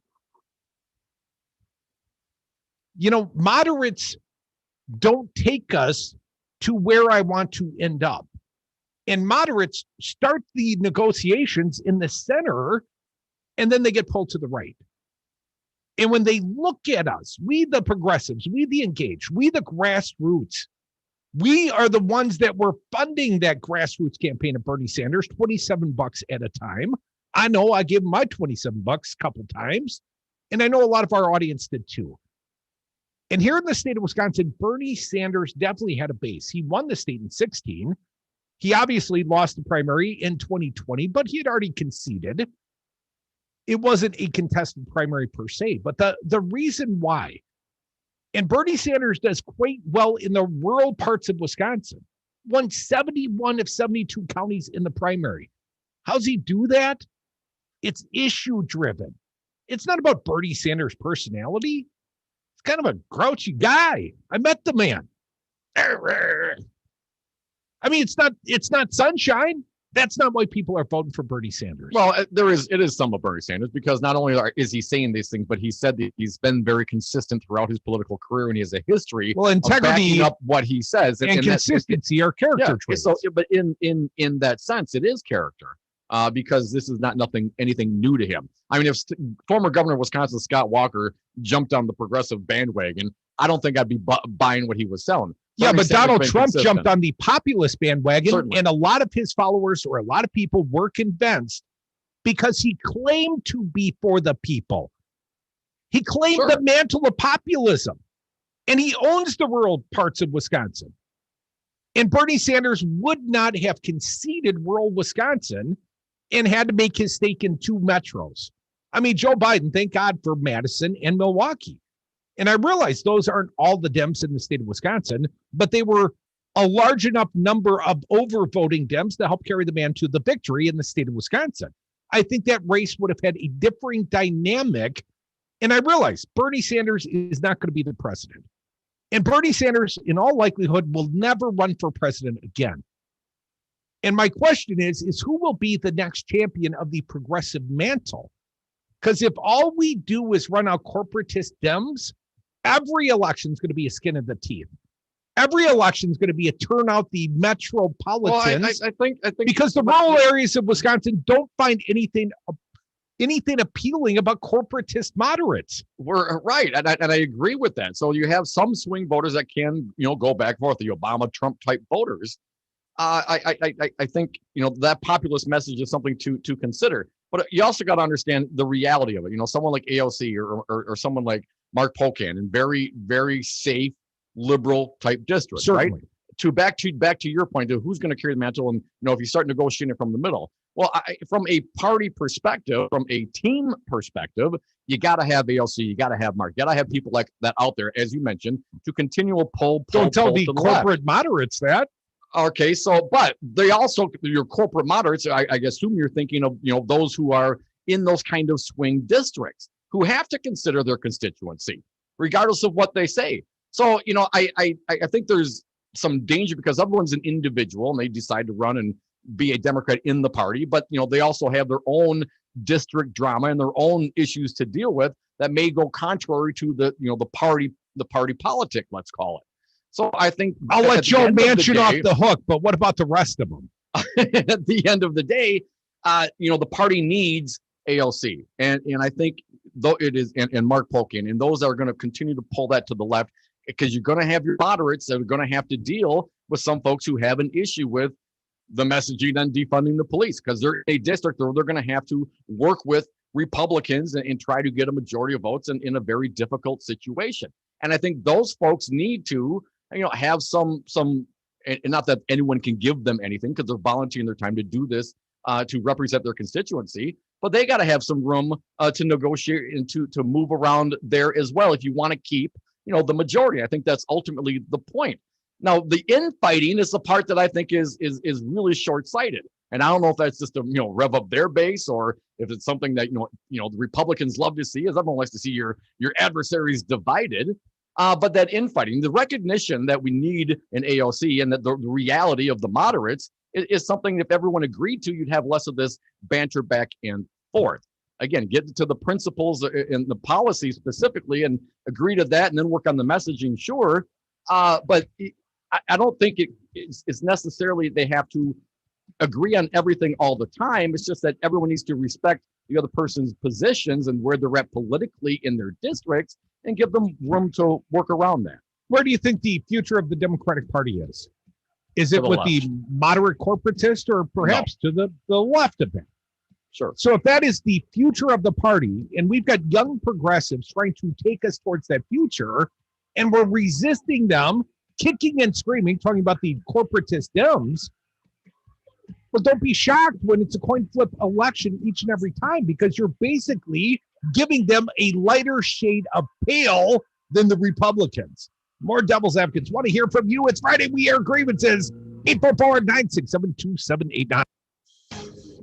From the Capitol in Madison, this is Wiz Politics Midday. I'm Stephanie Hoff, your host, and this podcast is brought to you by Spectrum. A conservative group called True the Vote Incorporated is suing 4 states, including Wisconsin, to invalidate votes in heavily Democratic counties. This would swing the states red in favor of President Trump. Pat Buddy is on the line to explain the latest in the web of legal action and confusion regarding the election results. Pat, what counties will be affected in Wisconsin, and is this even going to go through? Well, I'll get to that second question later because it's a bit more of a complicated answer, but as to where True the Vote asks a judge to invalidate results in heavily Dane, Menominee, and Milwaukee counties. And they also want an order barring the state from certifying Wisconsin's presidential electors, all 10 of which would cast electoral college votes for Joe Biden, unless those 3 counties are excluded. Now, Indiana attorney Jim Popp, who's associated with True the Vote, said similar suits were also filed in Michigan, Pennsylvania, and Georgia, all states which narrowly went to Biden in last week's election. Now, probably worth noting on this, Stephanie, these lawsuits really offered no concrete evidence of fraud. Instead, they make a string of allegations. Even those seem a little bit sketchy as we reviewed them. So, for instance, one instance of alleged fraud that the complaint brings forward is from a person identified only by their initials as CL from Prescott, claimed that a resident told her he received 10 ballots from the state elections commission, even though he hadn't requested them. Now, that is, of course, a little suspicious because the elections commission doesn't mail absentee ballots to voters in Wisconsin. They're sent by local clerks. And there's a couple more allegations like this in this lawsuit that don't quite match up with facts when you pull them under a microscope to a certain degree. And Pat, related to that, counties are reviewing unofficial election night tallies and certifying those results to the state. Where does that process stand? Yeah, Stephanie, we got the latest update this morning, and as of around 7:15 when we last checked, 59 of the state's 72 counties have finished certifying the tallies on election night collected by municipalities and sent them off to the state for one last final check. So those 59 have picked up some fluctuations from what was recorded on election night. Joe Biden has picked up 120 votes through the county level certification process, while Trump has added 39. And I should note, Stephanie, we came to those totals by comparing the unofficial totals posted on the Elections Commission's website to the canvases that we're seeing also posted to the Elections Commission's website. And obviously, there are going to be fluctuations between election night results and the results of the canvass process. Why don't you tell us why that is? And are those fluctuations enough to change the election outcome? So I'll actually let Elections Commission Administrator Megan Wolf, who is the state's top elections official, speak to that second question because she did talk to reporters about this yesterday. So here's a clip from her. There are always certainly minor errors, but I think, anything that was just described, again, is very minor. It's not going to change the outcome of any given election. Now, as to some of those fluctuations, Stephanie, I can actually speak a little bit to them because we've done a bit of reporting on it. So there's a couple different factors at play. One is that the canvass process at the county level is where provisional ballots are added to the tally. Now, those are ballots that are filled out on election day but can't be processed for a number of reasons. Most prominently, though, that a voter forgets to bring their photo ID to the polling station so they can fill out the ballot. You're listening to Devil Radio 92.7 and WTTN 1580 AM. And that's pretty cool.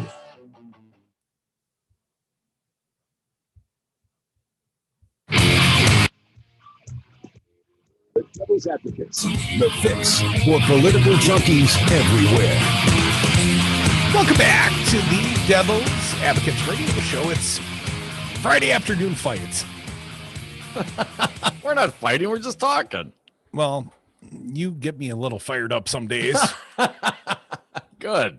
My only thought is let's stop resisting the future Democrats. Let's stop taking all the corporate money our troughs can fill and then go feed at the trough. Then we're no different than our political opponents. Well, but I think, listen, I want to I think we need to separate, the funding of campaigns and that kind of attitude versus the reality that some folks are in super progressive districts and some folks are in purple districts. Now, you know what I'm saying? Though we got to separate the money from that issue. Regardless of how a purple district Dem is funded, they still have to deal with the reality of the messaging errors or lack of effective messaging, as we discussed on the show. But they're still gonna have to deal with that reality because they're still gonna have Republicans and people in their district that are not as left as perhaps some like AOC, regardless of how it's funded. So the reality, and how would you suggest then someone in a purple district dealing with someone like AOC or Mark Pocan? They're both in the same tent, they're both in the same party, but they have electoral realities that are quite different. Sure, I get that, Dom. I know that Ron Kind cannot run up in La Crosse in what is, relatively speaking, a swing county in the same way that Mark Pocan might. But Ron Kind was never Mark Pocan. But Ron Kind is still pushing ethanol, still planting the seeds of the seed corn. Ron Kind is serving his district as he sees fit. And until the voters elect him out, well, he'll continue to serve that district. But don't wonder why we cannot grow the electorate while we're down to 3 Democratic Congress people in the state of Wisconsin. It ain't all gerrymandering. Dave Obey represented the Northwoods of the state of Wisconsin for 32 years. You remember him, the Democrat? So this state wasn't always a red state. And the messaging of the Democratic Party wasn't always unappealing to farmers and rural Wisconsinites. But it has certainly become so. And that's my greatest fear. And the Democrats, we cede the airwaves to right-wing talk radio. We cede the messaging. And ultimately, as AOC pointed out, some of these supposed moderates that lost their races because of defund the police. And I think that was a bad message. I told you that. But you, as a candidate, still have the right to run your own campaign. And as AOC pointed out, when you got Democrats spending $5,000 in senatorial races with millions in resources, spending like $5,000 on Facebook in the 2 weeks before the election, you didn't do your part. You didn't turn out yours in all the effective ways that you possibly could have. So don't run a bad campaign and then turn around and point at the progressives and say it's their fault. Their messaging is bad. Well, you know what? You get to run your own campaign and you get to message and hand off that message any way you want to. And ultimately, I don't know who won precisely with the defund the police message. Some purple Democrat out there somewhere. But ultimately, if you lose, it's because you lost. And I blame the candidates. No, but well, certainly. And their consultants that don't even bother to put them up on Facebook a week before the campaign. If you blame the candidates, then someone like, as you mentioned, Congressman Ron Kind from Western Wisconsin, he's got a lot of corn growers in his area. That's his constituency, and they're all down with the ethanol. Well, what would you suggest he do in that circumstance? I think at some point Ron Kind will see an evolving electorate in his district, and he will move on. Well, because he won't get reelected. You either lead, the electorate right? will lead him behind. Or you either lead or you do the bidding of your constituency, right? And so you can either try to lead them away from the ethanol. That's an issue that a lot of Green Democrats. I just threw it out as one because he talks about the seed corn all the time. But I'm just saying, as an example, if that were to be the case, and I'm not saying one way or the other, but if you have an issue like that where you have a constituent group that is voting for a Dem, but they earn their living in a certain way that may be against the Green New Deal, well, you have to deal with those political realities. And as the individual running in that district, they have every right to go about their own way to do it. The question is, how do you get along with each other within the Democratic caucus, to start with? And if you're just yelling at someone because they're for ethanol and not understanding their political realities, I just think that's a little short-sighted as well. Well, when all of your policy avocations, when all of your messaging is to tell them the kind of Democrat you are not, which is, I'm not a progressive, that doesn't tell me what you're for. Joe Biden's messaging was not strong down the stretch. I mean, I like some of his Unite the Country, the Sam Elliott ads during the World Series. I mean, he had oodles of money. They made some glossy advertising. But the messaging, the actual heartfelt message, hear me. Here is what I stand for. I stand for the fact that I will never ban fracking. I will never sign off on Medicare for all. And I'm never going to be called the socialist. I beat the socialists. That's horrible messaging. But he won the presidency. By the skin of his teeth. Assuming there's not a coup d'etat. 844-967-2789. I want to go to the audience. Lots of you with opinions. It's Friday. Air your grievances. Starting with Ross from Middleton. Ross, welcome. What do you got for us? Hello, Ross. Hey guys. Happy Friday. Thank you, sir. Happy Friday. I love this. I love this conversation because it sort of. So I'm going to say is I'm the moderate.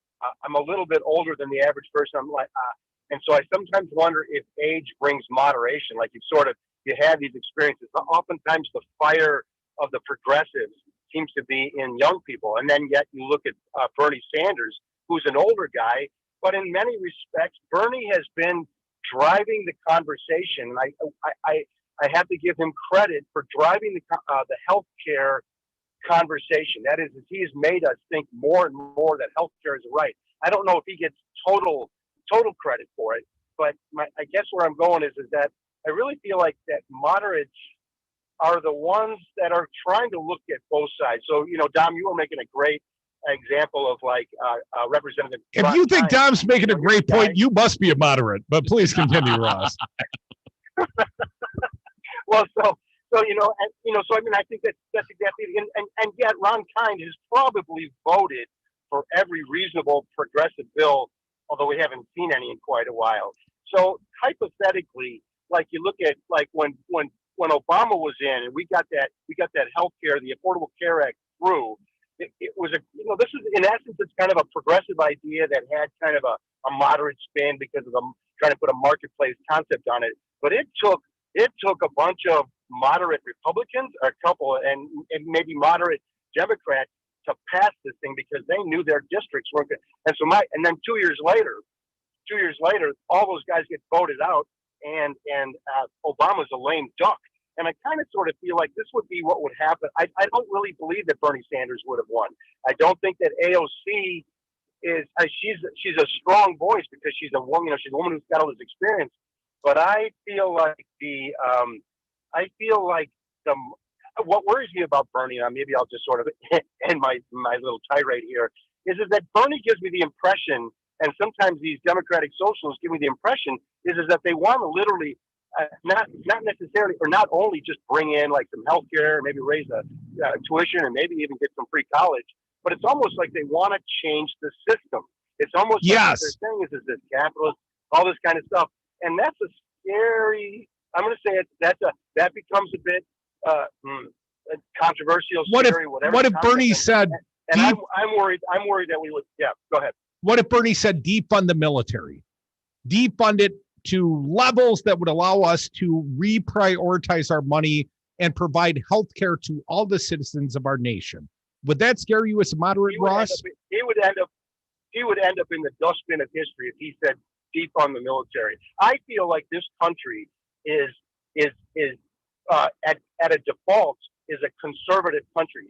I know that it seems, like we had, like even in this last election, we had referendums in red states where they're passing legalized marijuana and such like this. So there's a lot of issues that maybe they originate within the Democrats, the Progressive Party, but red states are sort of going there. And I think minimum wage, like you said in Florida, I think healthcare is the one is the biggest challenge is getting a reasonable health care that you can get conservatives. But you talk about defunding the military, you might as well waltz off onto the horizon or into the horizon. Appreciate your thoughts, Ross. Lots of others trying to join us as well at 844-967-2789. Going back to the phones. LA Tom, you're next. Welcome, sir. What do you got for us? Hey, Tom. First off, we the people are the government. Don't tell the moderates that, Tom. Well, I'll tell you what, this is part of the problem. I honestly think that Bernie screwed up in his election as well, because I think he should have came out as an FDR Democrat. Yes. How many people loved FDR for 4 terms? I mean, come on, everyone loved FDR. I think that they should have. Well, the Republicans didn't love FDR, but they love corporations. But we, the moderates, decided we could also love corporations, just a little less so. But we, the people, loved FDR. And the thing is, when it comes to things for messaging, reform the police, gun safety, for Medicare for all, pro-life for all Americans. I mean, here they have this great piece of legislation. Nancy Pelosi has this great legislation, H.R. 1, which is For the People's Act. Where's a website for forthepeoplesact.com? Where is the We the People's Act of some sort? It does have to do with messaging. It has to do with messaging, but we're telling the truth. The truth is that we do want pro-life for all Americans. And then watch the Republicans vote against a bill that's called pro-life for all Americans. And you're talking about Medicare? I mean, Medicare for all? These are the things that the Democrats, I mean, I've seen Nancy Pelosi. She tries to come up with these witty little acronyms sometimes, which I give her credit for. But man, oh man, she doesn't know what she's doing in terms of acronyms and messaging. They got to come up with bullet points. Medicare for all. Reform the police, not college education for free for everyone. It should be we the people decide that we're prioritizing a college education for the future generations of this country, that therefore we're taking all of our we the people taxpayer dollars and we're putting that money towards education so we don't have to worry about our young people having debt.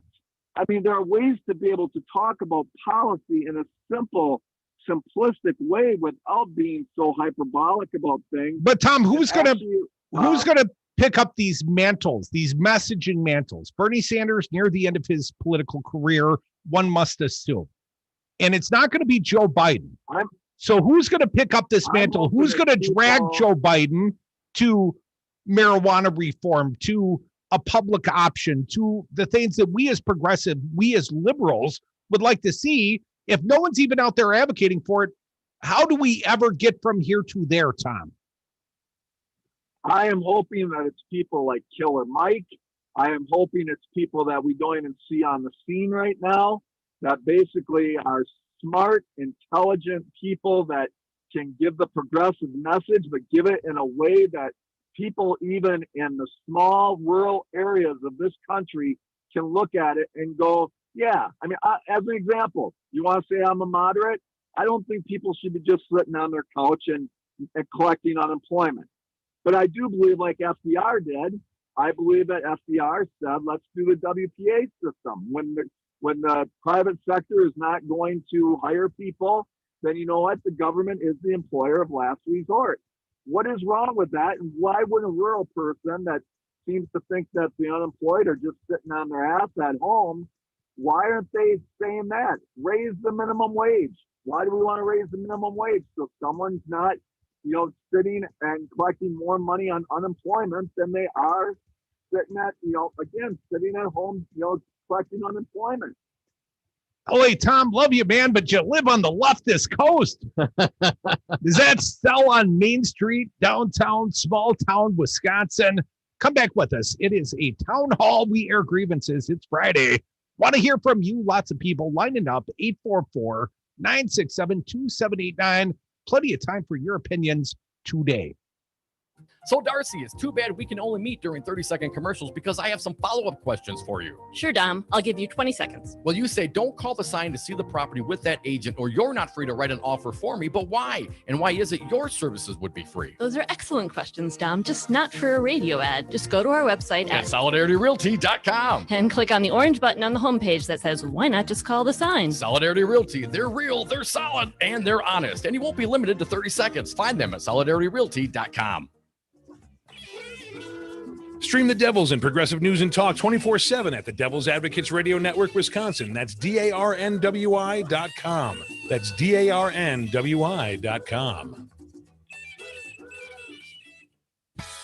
My life's mission was to defeat Donald Trump and turn Wisconsin blue. Mission accomplished, but the battle has only just begun. Devil Radio and WTTN 1580 AM have continued broadcasting the truth, persevering through the pandemic, supporting public health professionals, and turning out the vote in Madison and Dane County in record numbers. Can you help us survive and thrive for the battles to come? Please consider giving a contribution at GoFundMe. Keep Resistance Radio in Wisconsin. Every dollar helps us continue and makes us stronger. Hi, this is Dom from the Devil's Advocates inviting you to join us on Patreon.com. Patreon allows for our audience to access exclusive programming not available anywhere else and gives you the ability to directly support the greatest radio show ever. History's patrons have supported the works of Michelangelo, Leonardo da Vinci, Monet, and now with your support, the Devil's Advocates. So please go to Patreon.com and search the Devil's Advocates to pick your subscription. That's Patreon.com and the Devil's Advocates, the greatest radio show ever. Madison, tune in every weekday from 11 to 2 on Devil Radio, 92.7 FM and WTTN 1580 AM for the Thom Hartmann Program. Join the show's conversation because our democracy is not a spectator sport. Listen live right here on Devil Radio. Covfefe, hamburgers, smocking gun. Tired of trying to decode the tweeter-in-chief? Make sure you follow the greatest radio station ever, at Devil Radio. The Devil's Advocates may not agree on much, but funny is funny. And we are back. Thank you for listening to the Devil's Advocates radio show. Phone lines are jammed up. We're going to get to them right now. 844-967-2789. Maggie Dawn joining us at the top of the happy hour. Let's get to them. Andy from Beaver Dam, you are next. Welcome. What do you got for us? Hey, Andy. Well, back in the day when you could buy a new car for say $2,500 or $3,000, there was a congressman called Bob Kastemeyer. I remember. And he was a liberal Democrat before Jim Sensenbrenner came along and so forth. And he had a reputation for bringing the most money back to his district, when everything was flourishing, things didn't cost as much and so forth. Now, fast forward to all the politicians being bought by the corporate America and so forth. Things cost more money, but yet you're still only making, if you're lucky. I just talked to a FedEx driver who makes $17 an hour, and all wages and everything are to the lowest common denominator. And now the populace, even though they vote Republican and everything, they basically, they're out of the range where they could buy a home or afford a college education and so forth. Well, wages have been flat for 40 years, Andy. I mean, they haven't kept up with the rest, and certainly not with things like healthcare. Appreciate the call, man. But I don't see a centrist, a moderate Democratic policy that speaks to the working class. I'm not seeing it. Joe's from Scranton. That's great. There's some commonality. Maybe I'd have a beer with Joe. But what is it about the policies of the moderate Democrats that speak to the working class? The forgotten working class white man, the great United States of America. What are the Democrats doing to speak to those people? What policies are bringing them to this broad tent party? And I ask rhetorically because the answer is little or none. Chris, you are next. Welcome. What do you got for us? Hey, Chris. Hi. Great conversation today. Thank you. I agree. And I kind of first time all week. Well, I I kind of agree and kind of disagree with Ali Tom. I agree we have a messaging problem. As far as progressives are concerned, I would like to recommend that people find their local Democratic Party and join their progressive caucus. If they don't have a progressive caucus in their state Democratic Party, start a progressive caucus. We need people to join their progressive caucus. We need people to join their party, and we need to organize inside the party. And who's going to form the messages? We are, the people. We should be doing that. We should be putting these messages out. We should be networking. We should be organizing, and we should be doing it now. We need to start pushing the messages up instead of having the messages pushed down to us. If we want things to change, we need to do the work. And I really think that if we organize and we do it now and we don't wait until election years, that we could do it. And I've seen some really good methods to do this. And please, look at the Democratic Party, join the Progressive Caucus, because, we are trying to do the work here. Chris, I know you're very active. Let me ask you, is it enough to simply be on the right side of the policies? Medicare for all, very progressive choices, legalize marijuana? Because I've seen some people that have very good platforms that I'm very supportive of get rolled under by Republicans here in the state of Wisconsin or lose primaries to a corporatist, quote unquote, Democrat. Chris, it's not good enough to simply be on the right side of the policies. You also got to have a little charisma, a little it. I agree. And I think that we need to be organizing in those districts. I think we need to be going into these Republican districts and we need to be putting out these messages. We need to find common ground with the Republicans. Healthcare is a really great example. One of the things I hear about healthcare all the time is we don't want to pay for other people's healthcare. Well, we are paying for other people's healthcare. Whether we like it or not, we are. But in addition to paying for other people's healthcare, we're also paying for the bloodsuckers who take all the money from us and deny our healthcare. We're paying for the people that are making money off of our poor health. We don't need to do that. We could have better healthcare and cheaper healthcare if we didn't pay people who are sitting on their butts and just collecting money from our poor health. Chris, love your passion, but got lots of callers waiting. Let's keep moving down the phones. 844-967-2789. Jeannie from Eau Claire. Welcome back, Jeannie. What's your thought today? Boy, I give 3 cheers for Tom and Chris. Outstanding, because we need a vehicle to get that message out.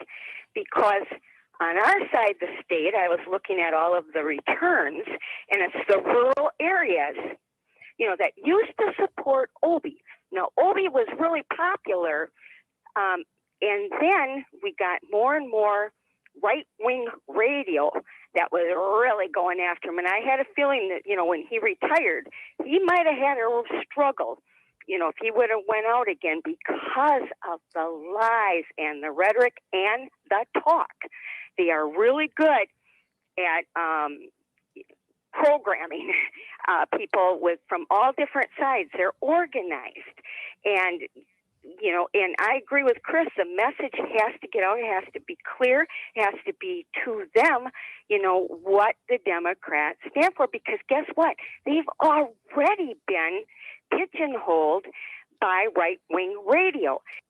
Jeannie, love you. You know that, sister. Have a wonderful weekend. Want to sneak a few more callers in if possible. 844-967-2789. Matt from Johnson's Creek. Matt, welcome. What do you got for us? Hey, 2 quick points. To follow up what Jeannie said, I think that the messaging out there that, the right-wing radio controls the rural suburbs, I do think people like Mark Pocan and AOC, they have a responsibility to recognize that and realize that these bombastic, nothing but change and change all the time sound bites get cut up and tossed and mainlined right into them. And then guys like Tom Paulsowitz and guys that are out there trying to stick up for the Dems have to defend themselves against something that's going on in New York. And it's never going to work. You have too many pragmatists out there that are just tired of change and tired of chaos and want it to settle down. I think that's why Biden won him to begin with. And lastly, with Obey, don't forget that he would have been run out on a rail because he dumped a ton of money into Fort McCoy. The progressives nowadays would call him a war hawk, but the reason he got elected is because he stood up for that part of the state. Thanks, guys. Thanks, Matt. And let's not forget Dave Obey also, in no small part, crafted Obamacare. Bragged to us in studio one time. Mm-hmm. Dom, you kind of held it against him, shook a fist at the man. 844-967-2789. Dave from Oregon, give you 45 seconds, my friend. Welcome, Dave. Hey, Dave. Oh, wow. Not long. It's a secret. We need to educate. Remember when during World War II, FDR would have his fireside chats. He asked everybody to get their maps out. He educated everybody. He told them why we were doing and what we were doing, and gave the and backed up everything that was going on. We need to do the exact same thing. We need to educate. It's not enough. Messaging is not enough. I mean, it's a good idea, but you have to actually educate these people. The reason we're not getting through is that they're just not capable of understanding it. And I'm not saying that as an insult. I'm just saying they just need to be educated. Dave, you make excellent great point, points, Dave. But they got a healthy dose of effing crazy as well. Come back with us. Our good friend Maggie Dawn joins us. The happy hour, the Friday happy hour. Thank God it's here. It commences right now. Are you a small business owner or professional that would like to be featured in your own weekly Ask the Expert radio segment or show on Devil Radio? Let us help you in your business team with our broadcast professionals to create the right show or segment, setting you apart as the go-to professional and as an expert in your field. All shows and sponsored segments are podcasted. It will be professional broadcast quality. Packages from $395. Call Devil Radio today at 608-819-TALK. Hey folks, Patrick here from Pegasus Games, here to remind you that we're open for all your at-home gaming needs, both online at pegasusgames.com or in-store from noon to 6, with extended hours on Saturday and Sunday morning from 10 a.m. to noon for high-risk customers. From our new line of puzzles to pass the time, to the perfect board game to reconnect with family and friends. Walk-ins welcome or curbside pickup available over the phone or online at pegasusgames.com. Pegasus Games, home to games you never outgrow. You are listening to WTTN 1580 AM Columbus and W224EG 92.7 FM Madison. Always streaming at talk927fm. AP News. I'm Ed Donahue. As coronavirus cases continue to spike around the country, President Trump gave an update on development of a coronavirus vaccine. As soon as April, the vaccine will be available to the entire general population, with the exception of places like New York State. Why New York? The president says the reason is political, involving Governor Andrew Cuomo. He wants to take his time with the vaccine. He doesn't trust where the vaccine's coming from. With cases spiking, will there be a lockdown? Whatever happens in the future, who knows which administration will be? I guess time will tell. But I can tell you this administration will not go to a lockdown. This is the first time President Trump has spoken since Joe Biden got the electoral votes needed to win. Jen Psaki with the Biden transition team wishes President Trump would concede so they can start work on a virus strategy. Thousands of Americans have lost their lives to COVID. The current president is absent from that conversation. And, it's imperative that our team and our experts have that access. The AP has President Trump the winner in North Carolina. The recounting of votes has started in the state of Georgia. Bond has been denied in Georgia for Travis and Gregory McMichael, the father and son charged in the killing of a black man, Ahmaud Arbery, in February. Prosecutor Jesse Evans says the two chased after Arbery. And then the facts specifically of how he was executed in the street goes specifically to prong number 2, danger to person, community, and property. The defense claims the two thought Arbery was a burglar. Just as the remnants of Eta finally blew out to sea, another storm formed that could follow its path of death and destruction into Central America this weekend. Hurricane experts are closely watching the Caribbean, where Tropical Storm Iota formed. There is a 4-way tie for the lead in round 2 of the Masters at Augusta, Georgia. Wall Street stocks finished higher, the Dow up 399 points. This is AP News. Veterans face treacherous situations filled with peril while serving our country. Many veterans come home physically injured, suffering from PTSD, have traumatic brain injuries, or other ailments. At an unprecedented time in history, our most vulnerable veterans are isolated at hospitals and their homes. Imagine having to shelter in place forever. Over the past year, Help Heal Veterans has sent nearly 500,000 therapy kits to isolated veterans and active military. Help Heal Veterans, with the support of citizens like you, creates, manufactures, and distributes therapeutic art and crafts projects for our veterans and military, making things better together. Join us in supporting an isolated or sick veteran and help them through this desperate time. To learn more, visit healvets.org. This message is furnished by Help Heal Veterans, a not-for-profit organization. that has been helping veterans for 50 years. HealVets.org.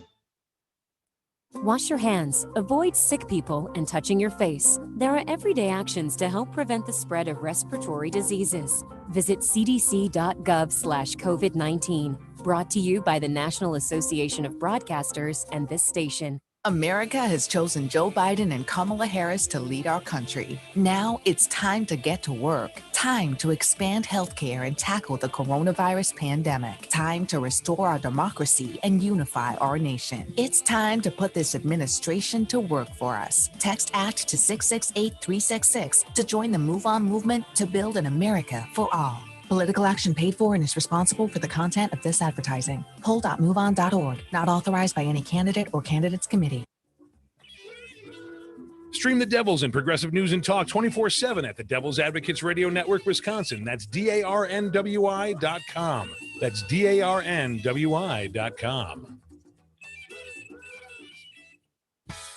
My life's mission was to defeat Donald Trump and turn Wisconsin blue. Mission accomplished, but the battle has only just begun. Devil Radio and WTTN 1580 AM have continued broadcasting the truth, persevering through the pandemic, supporting public health professionals, and turning out the vote in Madison and Dane County in record numbers. Can you help us survive and thrive for the battles to come? Please consider giving a contribution at GoFundMe. Keep Resistance Radio in Wisconsin. Every dollar helps us continue and makes us stronger. Hi, this is Dom from the Devil's Advocates inviting you to join us on Patreon.com. Patreon allows for our audience to access exclusive programming not available anywhere else and gives you the ability to directly support the greatest radio show ever. History's patrons have supported the works of Michelangelo, Leonardo da Vinci, Monet, and now with your support, the Devil's Advocates. So please go to Patreon.com and search the Devil's Advocates to pick your subscription. That's Patreon.com and the Devil's Advocates, the greatest radio show ever.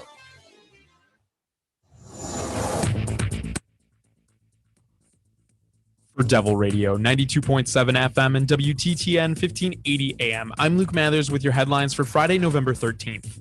The University of Wisconsin-Madison will start offering free COVID-19 testing to area residents ages 5 years and older starting yesterday as a part of a new effort by the UW system to help with testing efforts statewide. This testing is for members of the public and participants do not need to be a UW-Madison student or employee. Rapid antigen testing delivers results in as little as 15 minutes, and tests will be available by appointment only at the Nielsen Tennis Stadium. The site is fully accessible.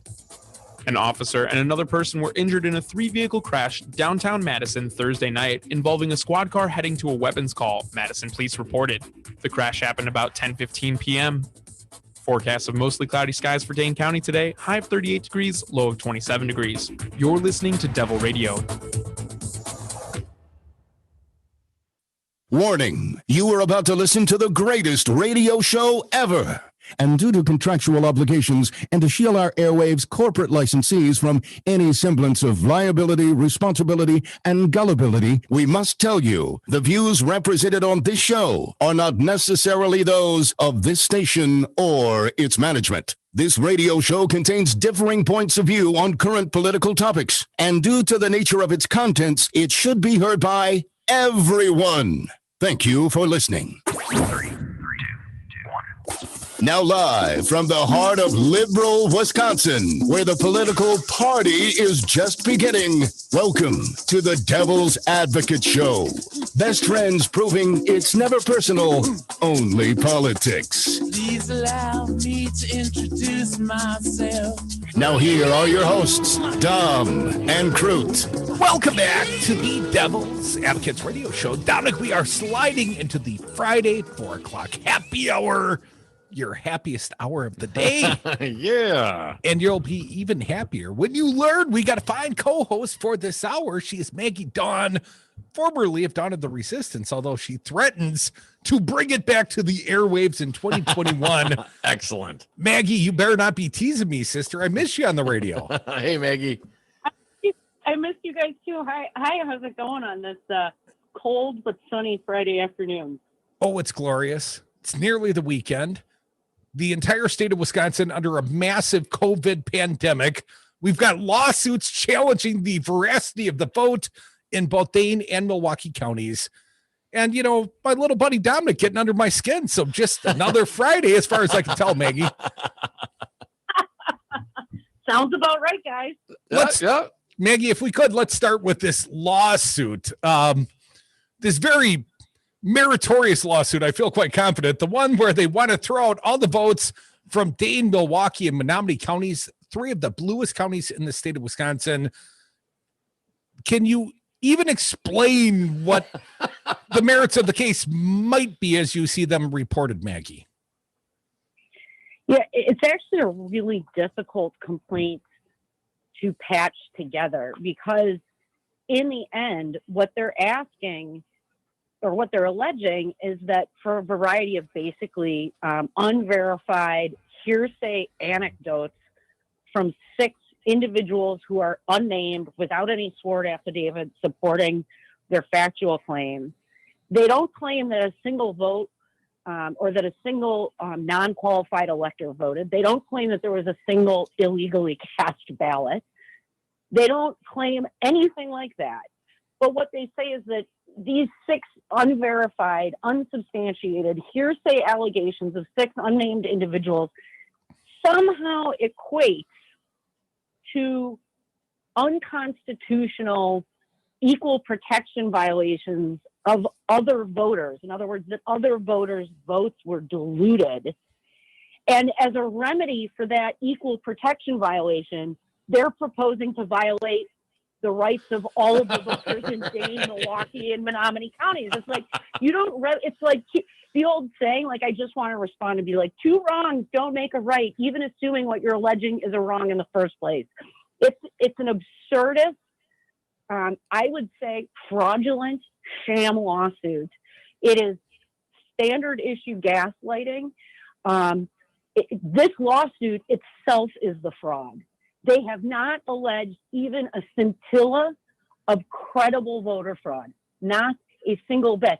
And I'll say this too, the lawsuit itself actually says that they haven't verified any facts. I'm reading from the lawsuit itself. On page 13, it states the contentions, I'm not kidding you, it says the contentions will have evidentiary support after discovery. The information could not be verified. It says that in the complaint, which is basically like, yeah, I might have made all of this up. You know, Joe Sanfilippo called in while you were talking there and said, you had me at irregularities. Oh my God, of course, right? I tease, Maggie. I tease. But obviously you don't find merit in this lawsuit. You don't find it persuasive, but could they find a court to injunct the certification of Wisconsin ballots while this gets sorted out? Well, I can only speak in my capacity as Milwaukee County Corporation Counsel, but we're going to be fighting this with all guns a-blazing. We do not, and I want to be very clear to centrist Democrats, liberal Democrats, progressive, conservatives, and Trumpers who live in Milwaukee, Dane, and Menominee counties. What they are proposing to do is throw out all of our votes, not just liberal votes, all of the votes. And any attack on voter franchise like this should be shouted down regardless of party or partisanship. It is an attack on democracy and it shall not stand.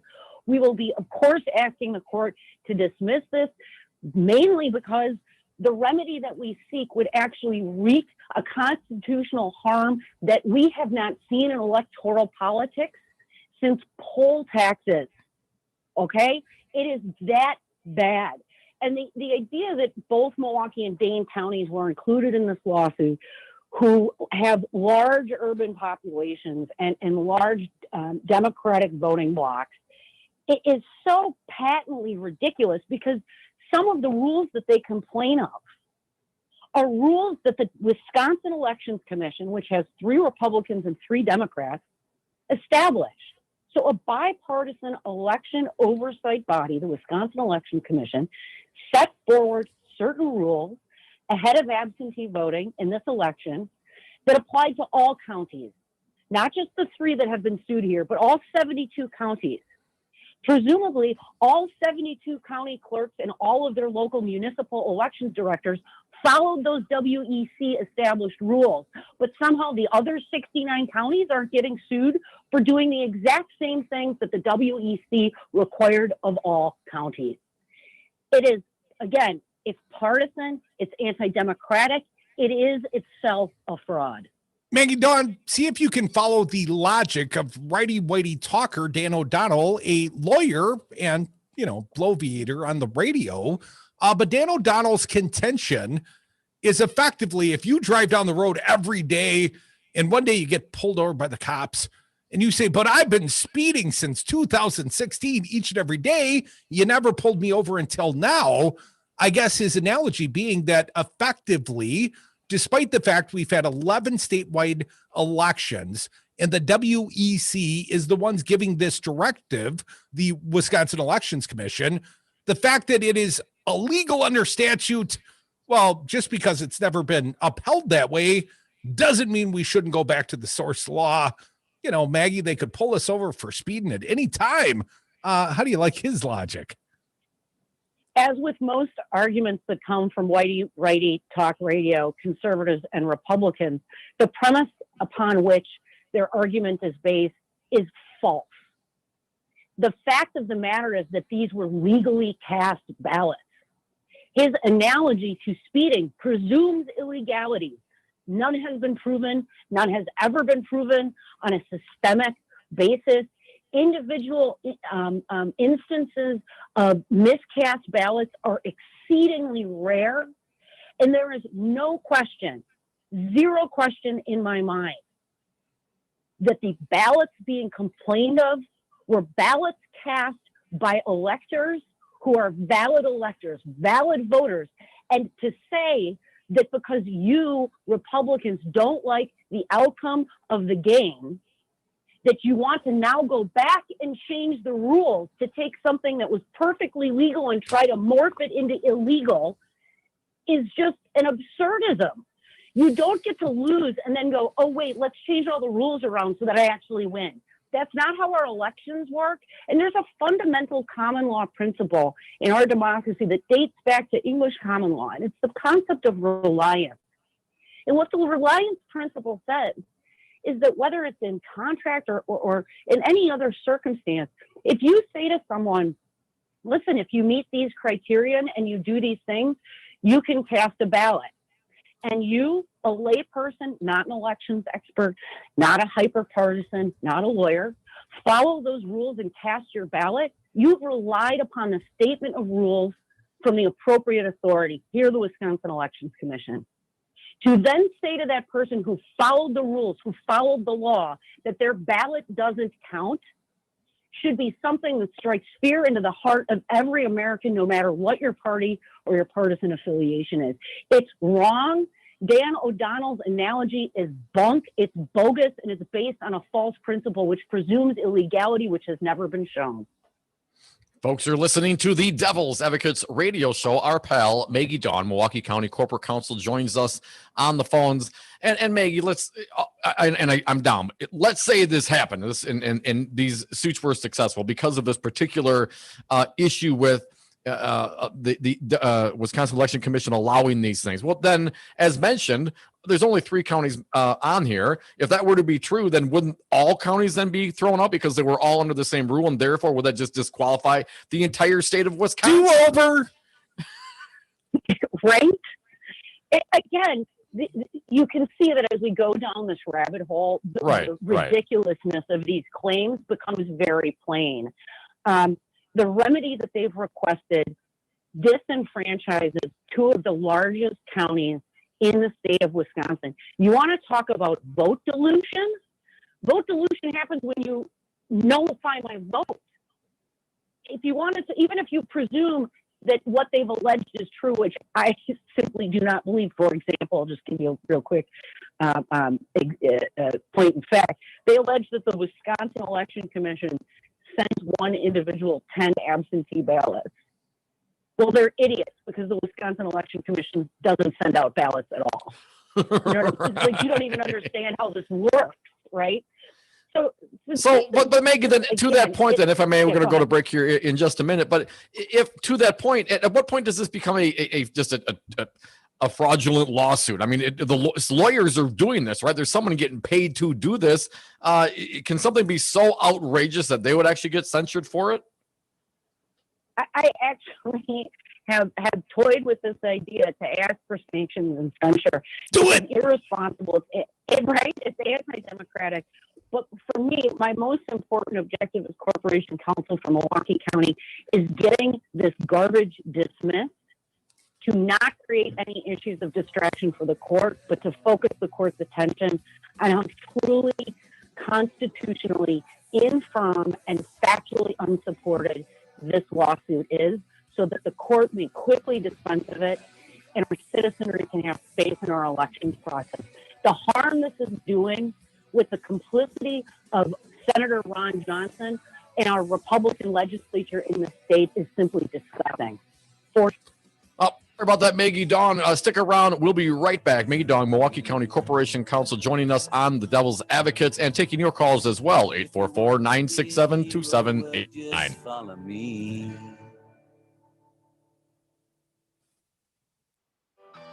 Do you know the Devil's Advocate started as a podcast, just two buddies talking into an iPad because we thought we had something to say? Do you have something to say? Let Devil Radio guide you. Launch your own broadcast quality podcast. Utilize our studios and staff, our hosting platform, and we will even promote your podcast on Devil Radio. Monthly packages start at just $295. Devil Radio's podcast platform to launch immediately after the election. Call today to learn more. 608-819-TALK.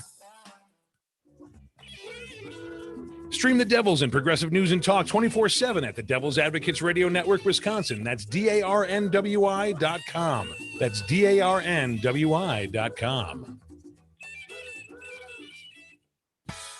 My life's mission was to defeat Donald Trump and turn Wisconsin blue. Mission accomplished, but the battle has only just begun. Devil Radio and WTTN 1580 AM have continued broadcasting the truth, persevering through the pandemic, supporting public health professionals, and turning out the vote in Madison and Dane County in record numbers. Can you help us survive and thrive for the battles to come? Please consider giving a contribution at GoFundMe. Keep Resistance Radio in Wisconsin. Every dollar helps us continue and makes us stronger.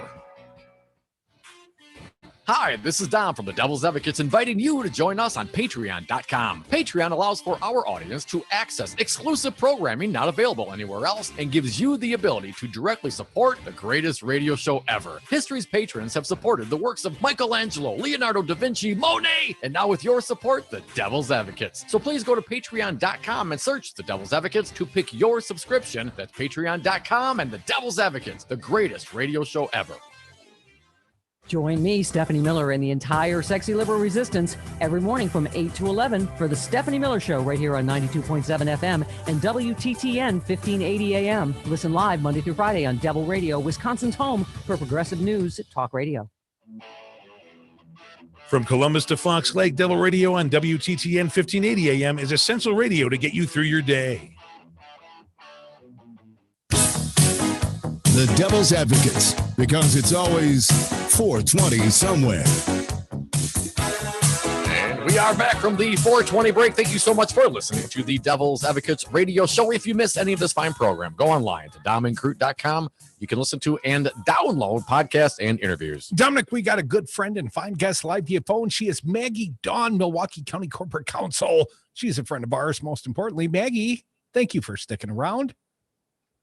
Of course, guys, my pleasure.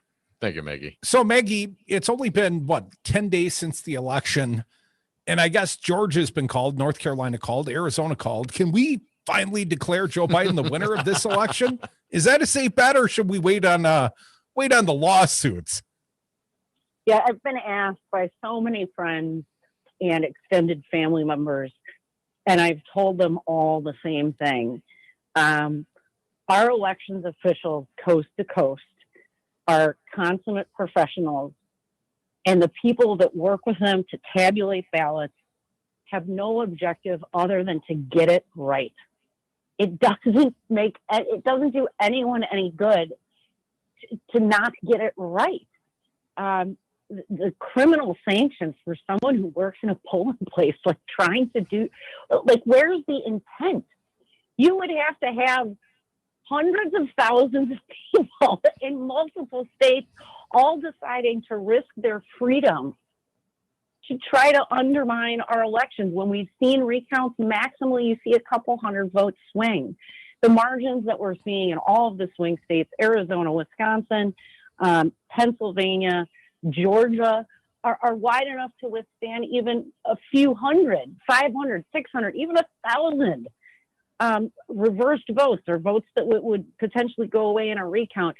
Nothing is going to change the fact that Joe Biden has won this presidency, and whether or not Donald Trump and his enablers and co-conspirators want to accept that, regardless, we're going to have President Biden and Vice President Harris on January 20th. So, Maggie, what do you think these Republicans that seemingly are denying reality, denying democracy? I know what Donald Trump perhaps is trying to accomplish, but what about Mitch McConnell and Ron Johnson and guys like Joe Sanfilippo and the rest?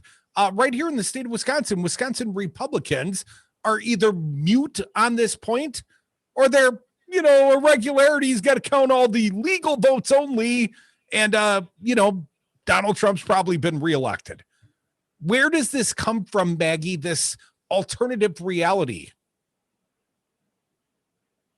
Fear and, frankly, being complete cowards, putting their own political interests ahead of the good of the country. It's nothing more than that. Trumpism is here to stay for the foreseeable future, and they're simply scared of antagonizing or alienating their base. And because they'd rather save their own butts than do what's right, this moment of cowardliness in our democratic history will be harshly recorded in our history books. It is one of the most shameless displays of self-interest above national interest that I think any of us have ever witnessed, eclipsing by leaps and bounds the Watergate scandal. And what I find most disturbing are the actions and words of Attorney General Barr and Secretary of State Pompeo. On the national and international stage, these two men have done more to harm democracy than I would argue Donald Trump himself. The world is listening to them, and they have failed this country. They are impeachable. They should be removed from office post haste. They help spread lies and misinformation. Mitch McConnell will meet his maker one day, and that will be a judgment harshly meted out. Folks, you're listening to the Devil's Advocates radio show. Maggie Dawn, Milwaukee County Corporation Counsel, sticking around, I believe, until the top of the hour. Maggie, thank you for joining us. My concern, and we've talked about this, particular the erosion of the faith of the foundation, the pillars of our constitutional republic by these actions. And while politically there may be a price to pay, certainly not now. I mean, Trump's no longer the president. McConnell's still there. I mean, Ron Johnson won't run for a couple of years. I mean, these things are the realities we have to deal with. But when the legal system is used to perpetuate what I would consider a fraud upon the American people by folks who are supposed to who are approved by the bar and uphold the Constitution, officers of the court, that kind of thing. I certainly hope that if there is, some fraud going on here, I'm not sure what the proper meritless case is, whatever the case may be. Have you put forth something to take away the voting ability of what, 800, 900,000 people, Republicans, Democrats, independents, everybody, as to try to turn this election to your guy? If you don't have a proper case, there should absolutely be some sort of sanctions to stop this thing from happening in the future. Maggie, what does that look like? We know what happens politically. What happens on the legal front? I unfortunately, I think from time to time, the legal profession does a really terrible job of enforcing its own codes of conduct. We tend to focus improperly on hyper technicalities as opposed to the higher callings of lawyers. And that is to not manufacture facts. It is not to misstate the law. And I think far too often, judges are very concerned with their own political futures. In most states, they're elected, as is the case here. And they're much too concerned about being reversed on appeal or maintaining what I'm going to call the veneer of impartiality. And on those altars, they sacrifice the integrity of the legal profession, which is to hold lawyers to the highest standard before our courts. That you cannot bring cases based on conjecture and speculation. I could cite legal precedent to you. Iqbal, Twombly. If people want to Google those things, knock themselves out. But we have standards for bringing lawsuits. You cannot simply bring frivolous, meritless claims and hope to escape unscathed. I hope that the offices of lawyer regulation in Wisconsin, Michigan, Pennsylvania, Georgia, and elsewhere will take a serious look at the attorneys who have signed their names to these fraudulent lawsuits. Maggie Dawn, we make an entire show out of frivolous claims on the radio. You got time, sister, to stick around, come back with us? For you two, of course. More Maggie Dawn, more Devil's Advocates, more happy hour. Please return with us.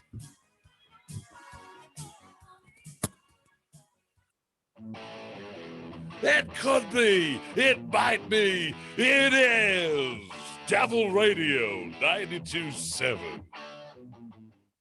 We did it. All across this nation, voters like you turned out in record numbers to elect Joe Biden. Now, it's time to come together to address the issue that matter most, tackling climate change, expanding access to healthcare, ensuring racial justice, and putting Americans back to work. Text ACT to 668366 to join the Move On movement to build an America for all. MoveOn.org political action paid for and is responsible for the content of this advertising. Hold.moveon.org not authorized by any candidate or candidates committee.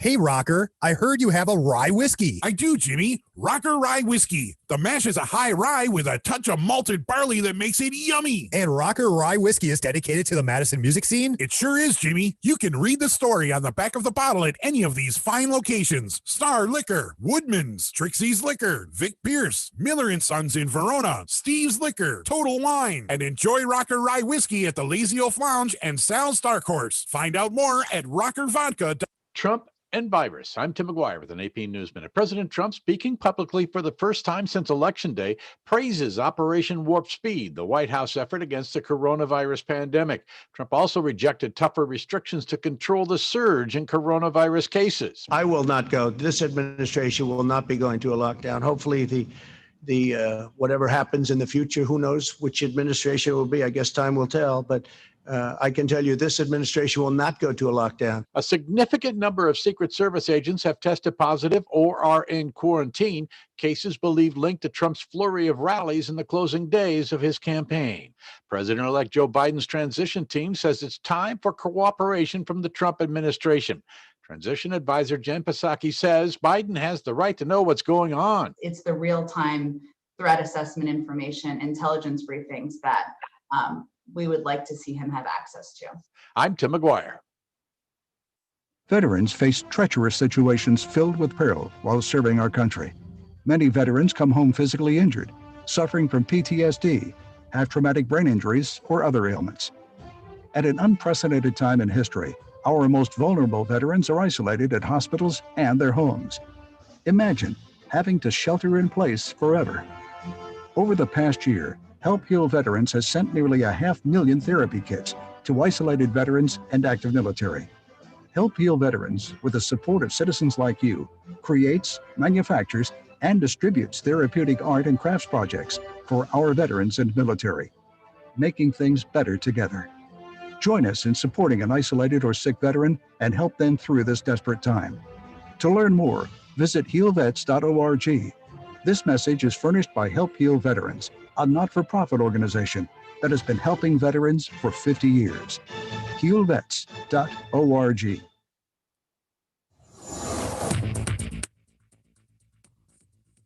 For Devil Radio, 92.7 FM and WTTN 1580 AM, I'm Luke Mathers with your headlines for Friday, November 13th. The State Department of Health Services on Thursday reported a record 7,497 new cases and 58 deaths, bringing the death toll in Wisconsin to 2,515. The average number of new daily cases over the last 7 days reached a new high of 6,209. It is the first time the 7-day average has cracked 6,000, and it is an indicator of case counts that have risen six-fold over the last 2 months. Liz and Dick Uline, founders of the shipping company giant Uline and major donors to President Donald Trump, have tested positive for COVID-19. Liz Uline, an outspoken critic of Governor Tony Evers' stay-at-home order earlier this year, previously claimed that the coronavirus pandemic had been overhyped by the media. You're listening to Devil Radio.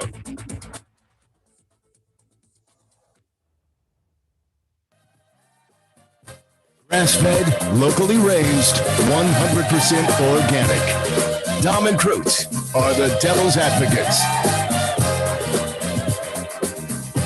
Welcome back to the Devil's Advocates radio show. This happy hour is taking sort of a disco turn. Our good friend Maggie Dawn, she stuck around. We appreciate her doing so. Maggie, I got many, many more questions for you.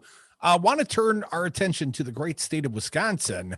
Maggie, is there anything other than wishful thinking on behalf of Governor Tony Evers keeping the people safe and at home and wearing masks? Are the mandates all out the window, Maggie?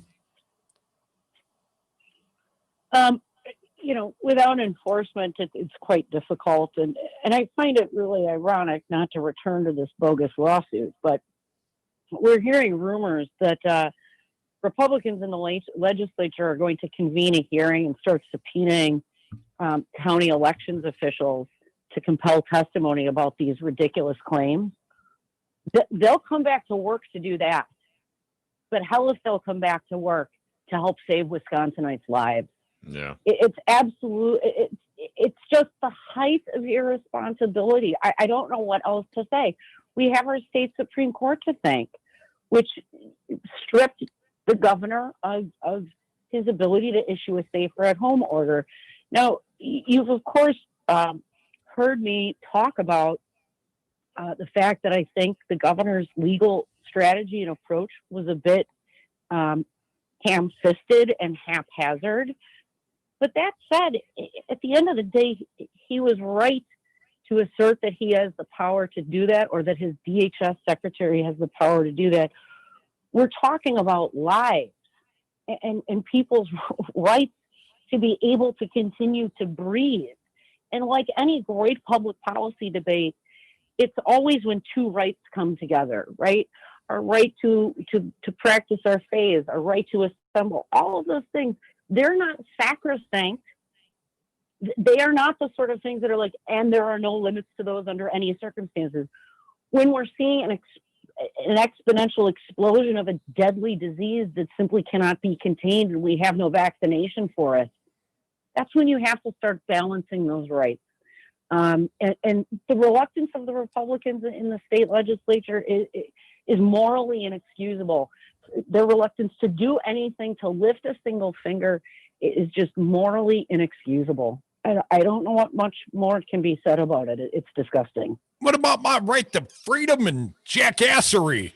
Right. Oh, I love the signs that you see around, which is like, we don't require masks because it violates the Fourth Amendment. It's like, no, it doesn't. By that logic, smoking bans would violate the Fourth Amendment. You know what I mean? It's just, this does not track at all in any way, shape, or form. I don't understand it. It's just entirely irresponsible. Maggie, what about the mandate, the increase of the potential fines in Milwaukee specifically? My understanding, cumulative fines could now reach $20,000 for noncompliance. Specifically, I believe those are businesses. If your business is not honoring the mask mandate, apparently the $500 fine's not persuasive enough. 20 grand might get my attention, Maggie. Did you play a part in that, or can you explain that, please? No. Oh, first of all, don't put that around my neck, Mike. I did not feel it at my day-to-day job. I have nothing to do with that. Milwaukee County has nothing to do with that. That is a penalty that's being considered by the city of Milwaukee. It passed through, I believe, their Judiciary and Legislation Committee, and it's going to be considered by the full Common Council. I don't know what the right number is. I'm not a policymaker. I'm just a dumb lawyer. Is there something probably greater than 500 and less than 5,000 or 20,000? Yeah, probably. Is it my job to figure out what that is? No. I can say I live close to downtown, and I can tell by my own visual observation that some bars and restaurants have really gone the distance to try to ensure customer safety and to try to stop the spread while remaining open and profitable. Others haven't. I think there's many more that are trying to be responsible than are those that are not. And I know people that work in the service industry, and they're exhausted by having to police their customers. I think a question becomes, what does enforcement look like? How do we actually help business owners bear this burden? Right? We talk about maybe sending, health department officials not as like scary enforcers with $5,000 fines, but to actually assist in places and to assist staff in trying to get people to understand the seriousness of the problem. Do we try to provide bars and restaurants with plastic shields to separate, 2 bar stools from the next 2 bar stools? I've seen that in numerous places. Plastic shields going up between booths and tables. There's this line between sort of what I'm going to call disciplinary enforcement and support and continued education. There's simply going to be, I think, a group of both patrons and business owners that won't believe reality, no matter how starkly it is presented to them. Those are the folks that should be really the target of what I'm going to call more draconian enforcement efforts. For those that are trying to observe the restrictions in good faith and need support, I think we need to figure out a way to support them. And one of the things that I'd say to everybody is I walked into a gas station the other day, and this guy was in there, no mask, ranting and raving about something else. And I walked back outside, waited for him to leave, went back in, and I said to the guy, you need to be sure your customers wear masks. Gas stations are real small. And I think starting to self-police in a way that's not, shame on you, but like, hey, can you put your mask on? I'm worried about it. And trying to create a culture of compliance is part of what needs to start happening. Folks, you're listening to the Devil's Advocates radio show. Maggie Dawn, Milwaukee County Corporation Counsel, joins us on the phone. A culture of compliance. Well, that sounds like, bending to the whims of an authoritarian government. Respect my authority. The freedomers can't do that, and I say that, of course, tongue in cheek. But as an individual citizen in this country, I'm very, very, touchy about governmental intrusions on my life. That being said, a record day of infections here in the state of Wisconsin, 7,777 more cases, a 42% infection rate, another 58 dead, and 274 hospitalizations. And I mean, think about that, a 42% infection rate. That's bananas. That's crazy. That's crazy. And what do we hear from the reporting yesterday, I believe in the Milwaukee Journal Sentinel, Tony Evers, left a message for Assembly Speaker Robin Vos. They're trading voicemails. And while I certainly understand that, this is more on the Republicans than on Tony Evers, I just don't understand why Tony isn't out there, beating that drum every single day. And I know they're doing things, Meg. I'm not saying that they're not doing things, but I think they need to do something more, something different, because if almost 8,000 infections and a 40% infection rate and this many dead and this many more in the hospital, if these numbers that we have today are not big enough to merit, nonstop calling until you get somebody instead of leaving voicemails. You know what I'm saying? If those aren't the numbers, Maggie, then perhaps they should tell us what the numbers are. Is it 10,000 a day? Is it 20,000 a day? I just like to know, because I think our government is failing us in this regard. They're playing politics. That's on the Republicans. But certainly I think the Dems and Evers got to get out there, the education, the priorities, and maybe businesses standing with them as well. MMAC, Tim Sheehy made some comments like, what is going on? Totally. I mean, there are people out there, Maggie, that understand that this is a problem, that are Republicans and conservatives, but they're not doing anything. I couldn't agree with you more, Don. Listen, if I was Governor Evers, every day I would be hammering Republicans, and I would get on, whether it's Spectrum News or wherever it is, and read out the names of the dead with consent of their families. Their deaths are on your hands, Robin Voss, Scott Fitzgerald. I'd be standing with Tim Sheehy, with other leaders from municipalities and counties and areas of government that are nonpartisan or that are more conservative. I'd be asking people to tell their stories of family members who have died. I just spoke with a colleague and friend of mine today whose father died last week of COVID. He is a very well-to-do white guy. You know, to get out of this mentality that this has some sort of partisan overlay, it is absolutely absurd. And I'll take your correction on the terms of art that we use. Maybe not a culture of compliance, but a culture of concern for others. Yes. So many of my friends that are conservative also claim the mantle of Christianity. Well, if you want to be a Christian and you want to be a Christian conservative and you want to cast votes based upon abortion, how about we take care of people's lives once they're here on this planet? That is a culture of care for others. And I don't see one smidgen or iota of that from Robin Voss or any of our state Republican legislators. Well, the good news is, Maggie, the CDC has come out this week and revised their mask, experiments, and apparently shows that, wearing the mask not only protects others, it also protects you. And perhaps that, playing on the conservatives, very self-reliant and individualistic, well, selfish, you could say, tendencies, hey, the mask will save you as well. And literally, Robin Voss, Scott Fitzgerald, and Tony Evers getting on a stage together with, Tim Sheehy and, throwing some right and lefties, get everyone and have them all put a mask on and do it every day for a week. I mean, otherwise, if it's not a priority, and the only thing I can assume is based on the lack of action from the Republicans, is it's not. And until it becomes a priority, we're going to have increasing infection rates. And when you have this, and of course, this is the whole point, the hospitalizations, now you can't go in and can't get your elective surgeries done in the Northwoods. Give it a couple of more weeks. That's going to happen here. And then what happens? Our nurses, our frontline workers, they're all getting infected. Who's going to take care of the strokes and the heart attacks? And next thing you know, we are in a really, really bad spot. But hey, at least you didn't have to put on a mask when you went to the bar up north. It's stunning. And again, I feel like it's deja vu all over again, right? Democrats bringing knives to gunfights. I understand that Tony Evers' natural personality type is your friendly neighbor. You got to find another gear, Tony. You got to kick it up a notch. It's time to go on the offensive. Stop playing from a defensive posture.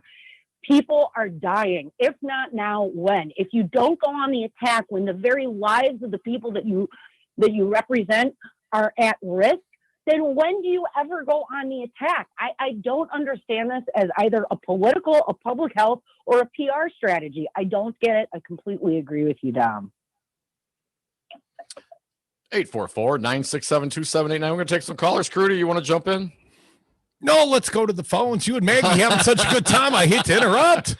Let's go to the lines. Let's see. I think I'm going to go to Mark next. You are up. Welcome, Mark. What do you got for us?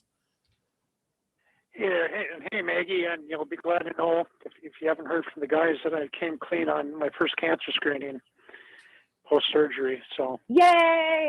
Yes, I'm so awesome. glad to hear that, Mark. It's just is there any potential sanctions for Dan O'Donnell pretending to be a lawyer on his radio show, doling out this crap that if he's maintaining himself as a professional, that maybe his law license should be yanked for a little bit. That it's just ridiculous. These guys are in complete violation of. They're enemies of the state and they're enemies of the republic. I mean, they're the enemies that Hamilton warned us about and Madison warned us about, and we got to call them out for that. I don't want to geek out on the details, but I mean that these guys are just enemies. They're enemies of the general welfare of the people. I mean, part of the reason we established this republic in the state is to promote the general welfare and people not dying and promote the general welfare. Mark, I do want to just go ahead. If I can just say this very briefly, I know that we're going to break.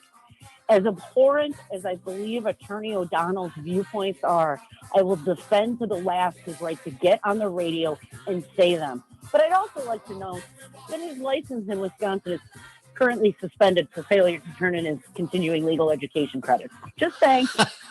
The CE always gets you. Yeah, I'm no longer a broker either. I didn't do my CE. Come back with us. More Devils, more Maggie. It's Friday, thank God.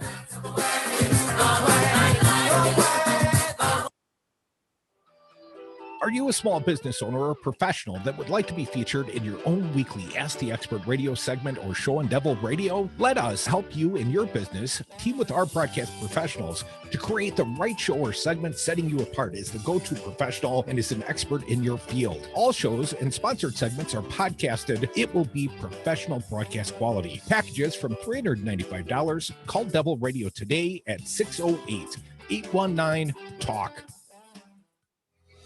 This is Tony with Quality CBD.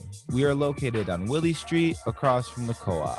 At Quality CBD, we are vertically integrated. From soil to oil and seed to sale, we grow, extract, manufacture, and distribute quality CBD oil.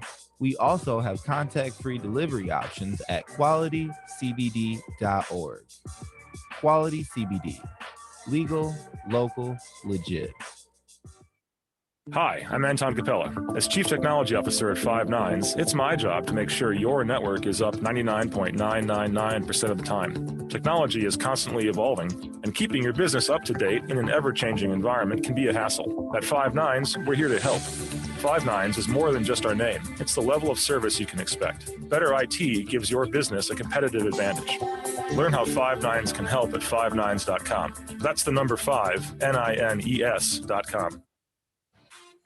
Hi, this is Dom from the Devil's Advocates inviting you to join us on Patreon.com. Patreon allows for our audience to access exclusive programming not available anywhere else and gives you the ability to directly support the greatest radio show ever. History's patrons have supported the works of Michelangelo, Leonardo da Vinci, Monet, and now with your support, the Devil's Advocates. So please go to Patreon.com and search the Devil's Advocates to pick your subscription. That's Patreon.com and the Devil's Advocates, the greatest radio show ever. WTTN 1580 AM News Talk Radio, built for the 99%, is rural Wisconsin's home for Devil Radio. Grass-fed, locally raised, 100% organic. Dom and Krutz are the Devil's Advocates. And we are back. Thank you for listening to the Devil's Advocates radio show. Last segment of the day. If you got something to say, pick up the phone right now and join us at 844-967-2789. I have a slightly digressive question for our pal Maggie Dawn. Maggie, sort of a rhetorical statement, I guess. From this day forward, instead of saying between a rock and a hard place, is it okay if we say between a dildo shop and a crematorium?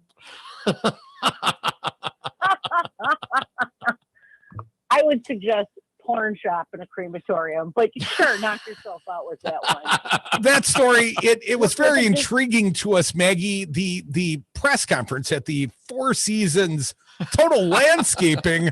I mean, this sort of embodied the entirety of the Trump presidency, did it not? Absolutely. It was like a scene out of Wag the Dog. You're watching it like, can this possibly be real? And Giuliani with his hands up in the air, sort of like foaming at the mouth, dissembling.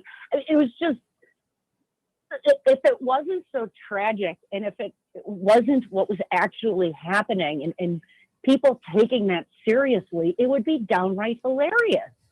I mean, and the fact that they didn't own up to the misschedule, like, had that been me, I would have been like, yep, we thought we were, miscommunication. We wanted to book this at the Four Seasons. We ended up here, and then spin it into something about supporting entrepreneurs and small business. I mean, but no, they want to continue to, nope, this is totally what we meant to do. Yeah, no, you didn't, and everybody can tell. The other funny thing about that I loved was that, like, the Four Seasons, the hotel, immediately tweeted out that they had nothing to do with it and that no one from the Trump campaign was in their hotel or doing anything with their hotel. I loved that part. Maggie, I saw the guy that owns the porn shop was bemoaning the fact they didn't give him more notice. He would have done some merchandising like the Four Lakes guys did, or the Four Seasons, my bad. Oh, it would have been hilarious. I mean, you can imagine some like blow up accoutrements that would have made the visuals of that press conference, you know, one for the ages. I wonder if he had a Stormy doll in the shop. Relief. Right? A life-size Stormy doll. Or the woman from the most recent Borat movie, like a blow-up version of her to like, hey, Giuliani, remember this lady? You know? Oh, I hear they've got Melania's in the back. 844-967-2789. Our pal Maggie Dawn bringing it home with us at the happy hour. We're going to take a couple more of your calls. Let's get to it. I believe Joe has been waiting the longest. Joe, welcome back to the Devil's Advocates. You're on with Maggie Dawn. What do you got for us? Fellas, Maggie Dawn, it's always good to hear you. I'm hoping that, keeping my fingers crossed, that you get on the air here and become a regular thing again. We need you. Thanks, Joe. Thank you. That's not a matter of luck. That's a matter of desire. She could do it anytime she wants to, Joe, just for the record. Oh, I know that. I know that. She's star power, man. But nonetheless, I really enjoy when you're here, Maggie. And but, you know, I just wanted to say that I thought one of the most interesting things that I heard was Doug Jones when he lost that Alabama senatorial race. And he just said that right along the lines of what Maggie's talking about, we got to put in some groundwork in order to prep people to wrap their minds around. Like there's no AM radio. I mean, we talk about that all the time, fellas. You know better than I do. But the groundwork of prepping the Democrats on, you know, at just a grassroots level. And he said they'll invest like $100 million in Jamie Harrison. They'll invest $90 million in Mitch McConnell and Amy Graff. So, yeah, I don't know, man. It's we got to really, and Trump 2024, and then we got the midterms. Are we gonna, you know, we can't show up like milquetoast. We will generate horrifying losses. So, I agree, man. It's time to really define who we're going to be as Democrats and start carving out that real mission and get some damn. I worked phone banking trying to get independence in Trump country in Wisconsin, and I'll tell you what, man, I never felt such a cold climate in my life. So yeah, we've got work to do. I just wanted to see if you guys could hack on that a little bit. And appreciate it, Joe. Let's let Maggie respond. I've always been a centrist, a moderate Democrat who believes in fiscal accountability and our fiduciary duty to taxpayer dollars, but very socially liberal. I think getting Democrats who are fighters, not just on the progressive end of the scale, but them who are moderates, who are ready, willing, and able to fight, who are also incredibly masterful with facts and information. I am so sick and tired of Democratic candidates that aren't sufficiently prepped for either press conferences or back and forth in a debate. We should be able to annihilate them with facts. And if you're a candidate that can't marshal up facts in a rhetorically pleasing way, maybe you should take a back seat. And I'll tell you who should lead this charge in the Democratic Party: women and black and brown folks. We need more women candidates, more black and brown folks, two groups of people that have been fighters for their entire lives because they have to be. Yes, Joe, I agree with you. Let's get ready, let's get angry, and let's take the fight to them as opposed to being put back on our heels. Well, Maggie Dawn, let me just say we invite you around for your socially liberal side. I appreciate the fiscally responsible side. Thank you for the call. Dick from Madison, you're up. What do you got for us, Dick? Hey, Dick. Well, real quick for Maggie. I just heard the bloviator in chief, who's turning gray now, talking about how nothing for the virus for New York because somehow now, you know, Cuomo has crossed him again. I just got one thing to ask her about Andrew Cuomo as governor. He responded to it. I just saw it on television saying something like, you know, the president has some issues in this state going forward, and he happens to be pretty good friends with the attorney general. My grandpa used to have a saying, never get in a pissing match with a skunk.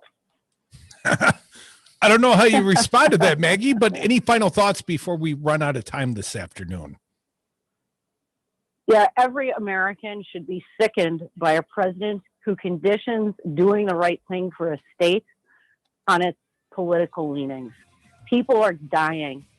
You don't use federal assistance to extort states or punish them because their populace happens to be a little bit more red or blue. It is immoral and just an absolutely abhorrent thing for the president of the United States to perpetuate. For shame, sir. Thank you, Maggie Dawn. She is a crowd favorite. Stick around, an encore presentation of Matt Flynn Direct. And don't forget, this weekend, unplugging from the politics, our pal Jimmy K and Rocker. Unplugging starting Saturday night at 6 p.m. Thank you all for listening to the Devil's Advocates. And don't forget, come Monday, bonus forevermore. Oh, 4 hours. Unless I change my mind again. Seems like a lot of work right now. But thank you, Maggie. Thank you, Maggie Dong. Also, Jimmy K, thanks for holding down the boards for us today. Yes. Everyone have a great weekend.